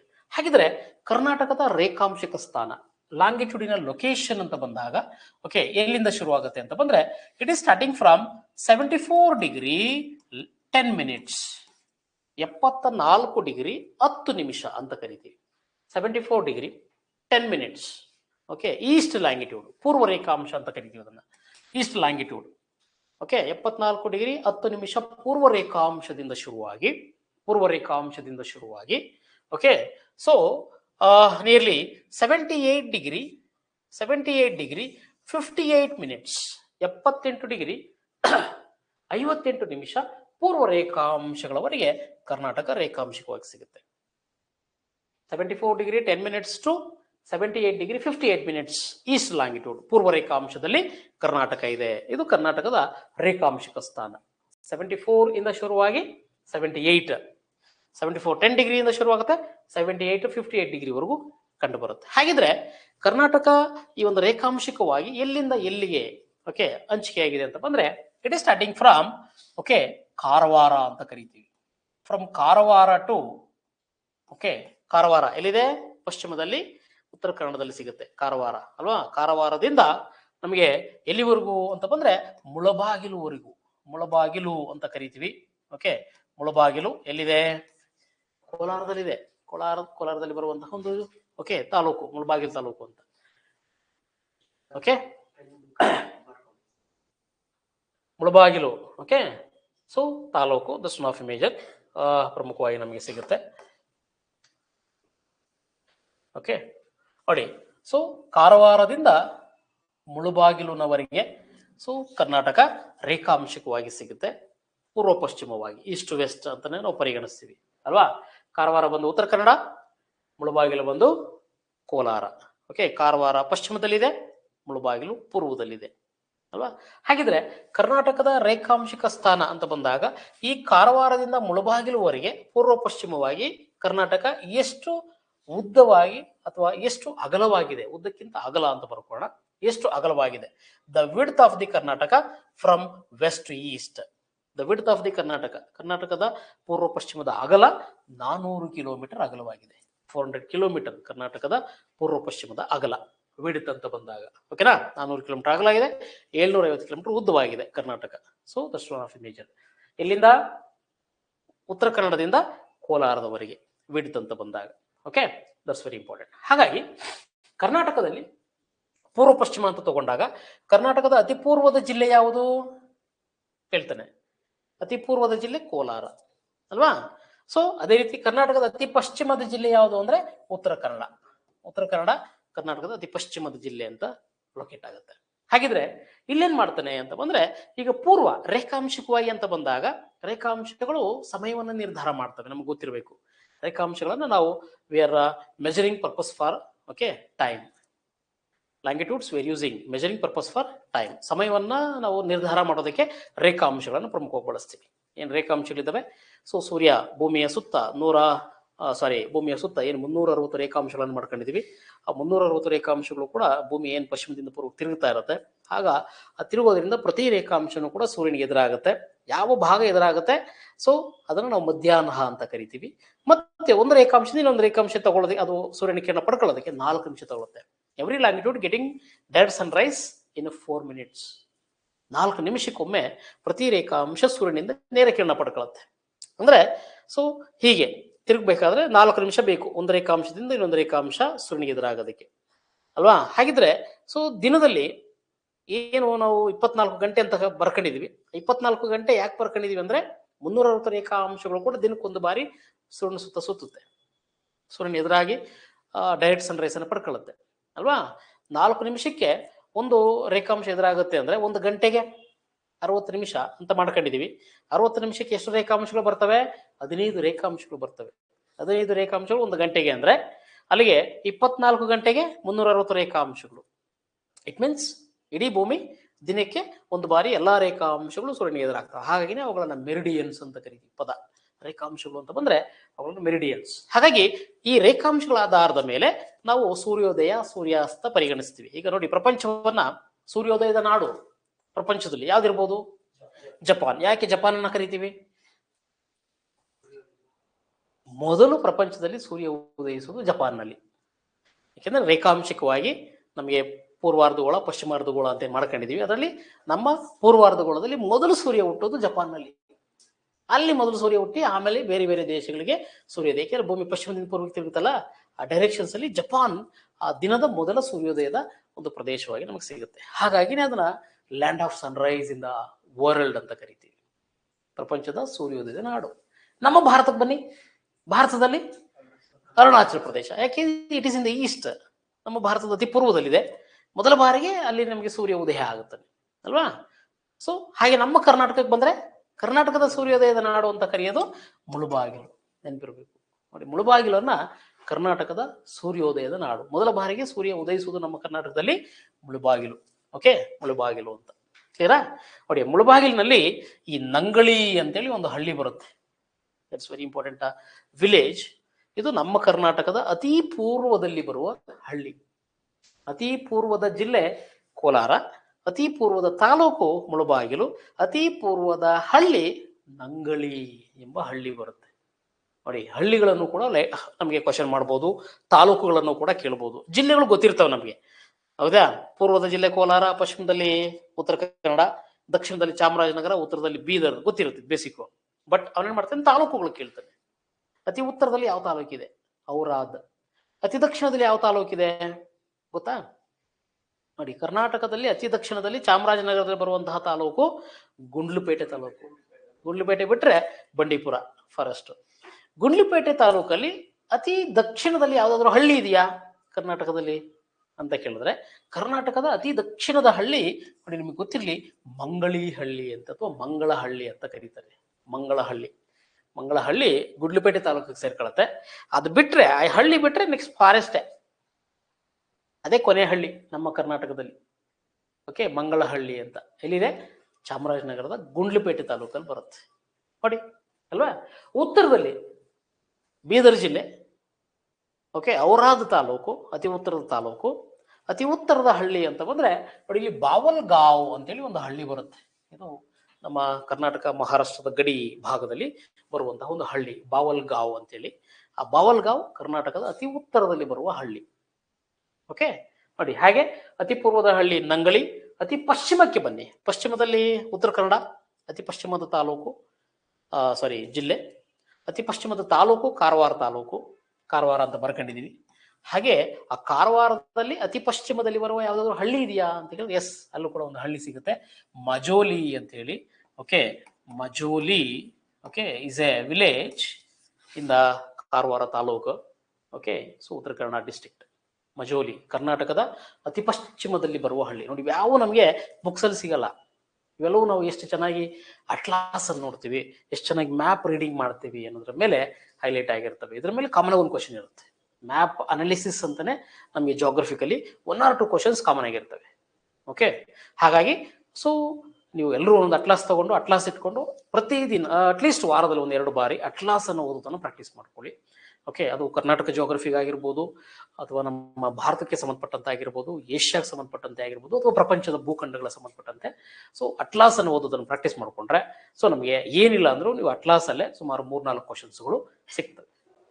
ಎಲ್ಲ ಎಕ್ಸಾಮ್ಸ್ ಅಲ್ಲೂ ಬರ್ತಾ ಇರ್ತವೆ. UPSC ಮೊನ್ನೆ UPSC KPSC ಎಲ್ಲ ಸುಮಾರು 3-4 ಕ್ವಶನ್ಸ್ ಬರೀ ಅಟ್ಲಾಸ್ ರೀಡಿಂಗ್ ಅಲ್ಲೇ ಕೇಳಿದ್ದಾರೆ. ಓಕೆ, ಹಾಗಾಗಿ ಐಡಿಯಾ ಇರಬೇಕು. ಅಟ್ಲಾಸ್ ಅನ್ನ ಓದೋದನ್ನ ಅಭ್ಯಾಸ ಮಾಡ್ಕೊಳ್ಳಿ, ವೆರಿ ಇಂಪಾರ್ಟೆಂಟ್ ನಮಗೆ. Done friend? ಅರ್ಥ ಆಗ್ತಿದೆಯಾ ಪಾಠ? ಓಕೆ, ಅರ್ಥ ಆಗ್ತಿದೆಯಾ? ರೈಟ್. ಈಗ ಕರ್ನಾಟಕದಲ್ಲಿ ಅಲ್ಲಿಗೆ ಕರ್ನಾಟಕದ ಸ್ಥಾನ ಗೊತ್ತಾಯ್ತು. ಕರ್ನಾಟಕದ ಅಕ್ಷಾಂಶಿಕ ಸ್ಥಾನ, ರೇಖಾಂಶಿಕ ಸ್ಥಾನ, ಹೌದಾ? ಹೌದಾನೆ? ನೋಡಿ, ಅರ್ಥ ಇದೆಯಾ?